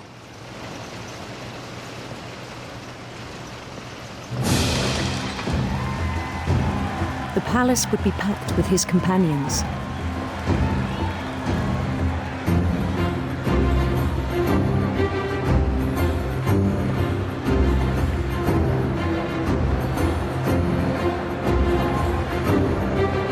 Including the wise Calico who'd insisted on inviting him.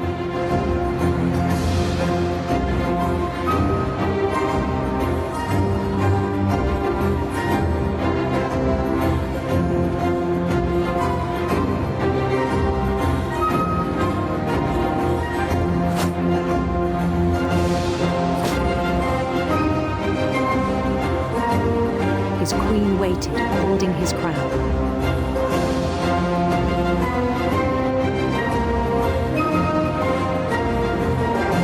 There was only one thing left to do.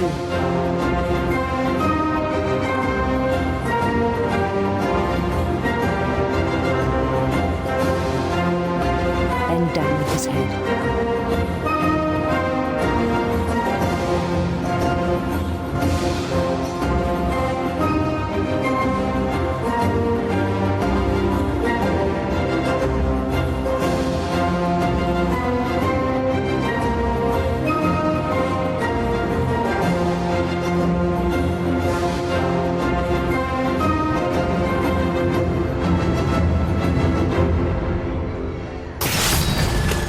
I think you know.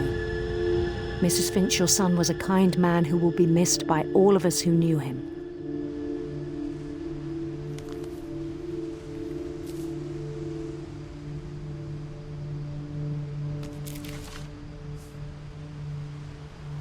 My brother was really cool. I wish you could have met him.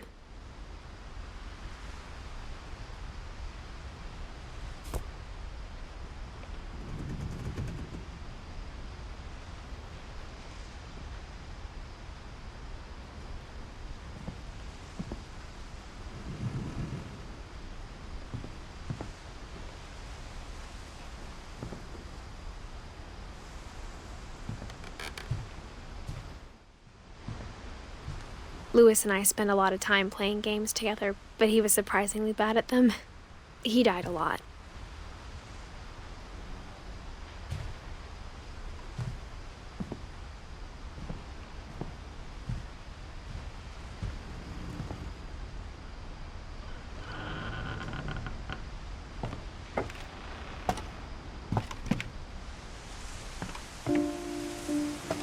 On the way back from Louis's funeral, my mom told me to start packing. She waited until the day before we left to tell Edie.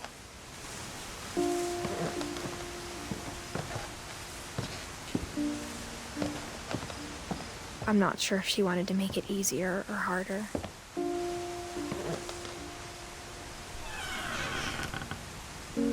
I wish we'd stayed. But I understand why we left.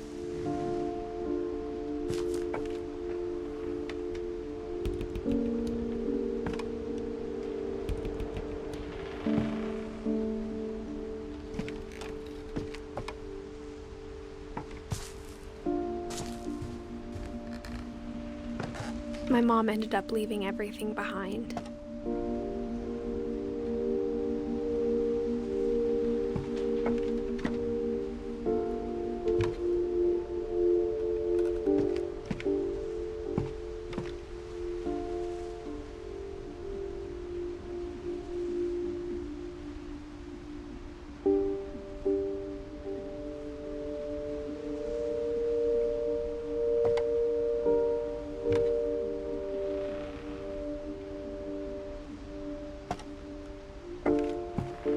What happened that night had been coming for a long time. Maybe it should have come sooner.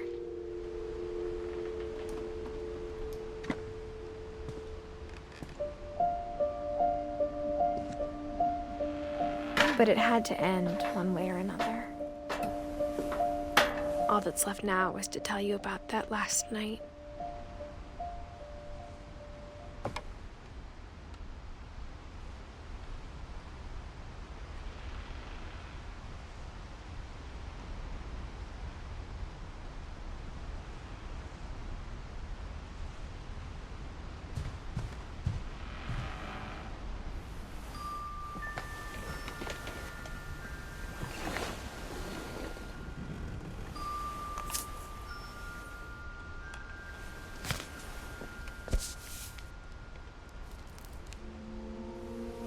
That whole last day, Edie just watched us pack and didn't say a word.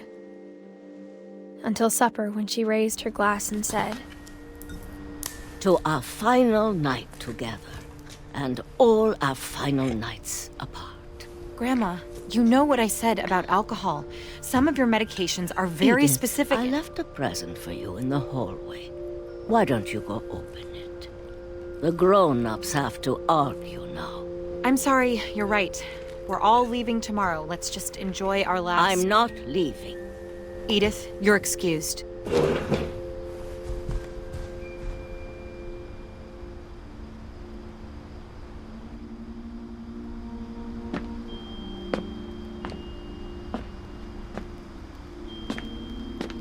The power had been shut off that morning, but Edie always had plenty of candles.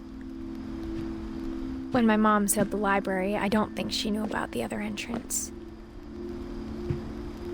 Or that Edie had a key to it.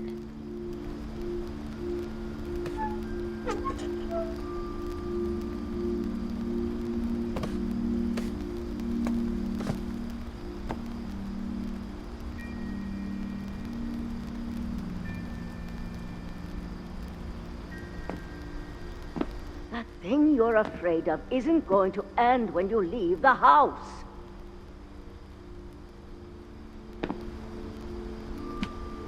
Edith has a right to know these stories. My children are dead because of your stories. I think it's best if Edith and I leave tonight.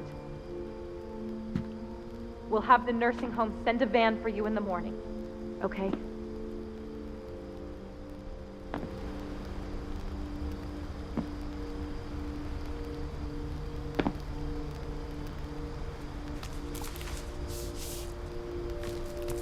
Dear Edith, there's so many stories I wish I could tell you, but there's only time for one.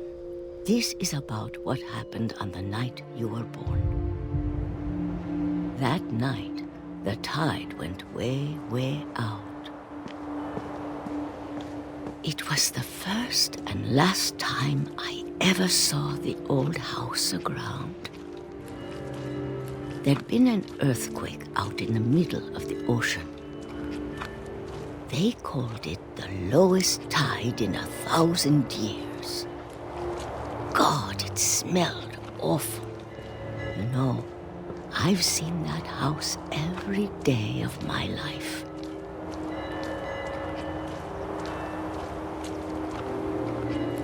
But I never thought I'd go back to it. When the fog rolled in, I lost my way.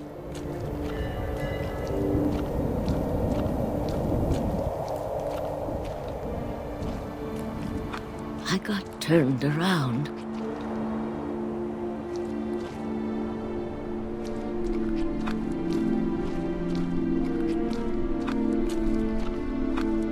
I started seeing things.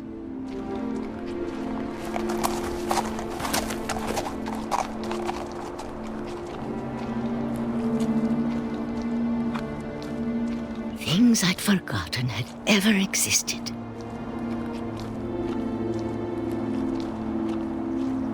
But when I saw them, they felt like old friends.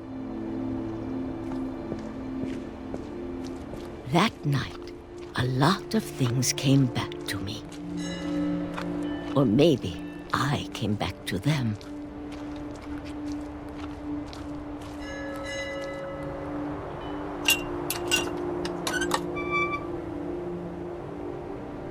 Things I can't explain, but that I need you to try and... Edith, what are you doing in here? It's mine. Edith! Mom, you're gonna rip it! Let go! I kicked and screamed, but Mom dragged me to the car. I never saw Great-Grandma Edie again. The next morning, the band came to pick her up, but she was already gone. After that, we moved around a lot.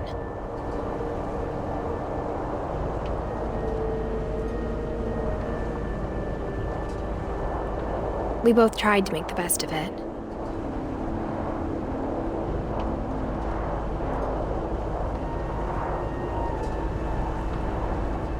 A few years went by.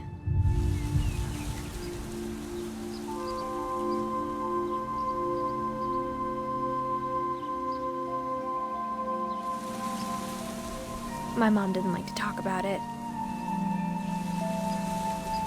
but she started getting sick a lot. The rest happened pretty quickly.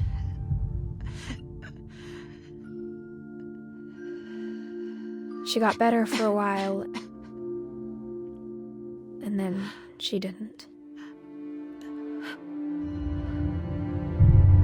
And then I was alone.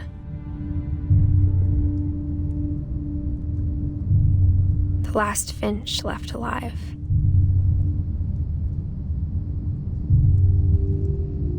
Until I found out about you. I'm still not sure what to tell you about all this. If we lived forever, maybe we'd have time to understand things. But as it is, I think the best we can do is try to open our eyes. And appreciate how strange and brief all of this is. This journal was supposed to be for you. But now I hope you'll never see it. I just want to meet you and tell you all these stories myself. But I guess if you're reading this now, things didn't work out that way.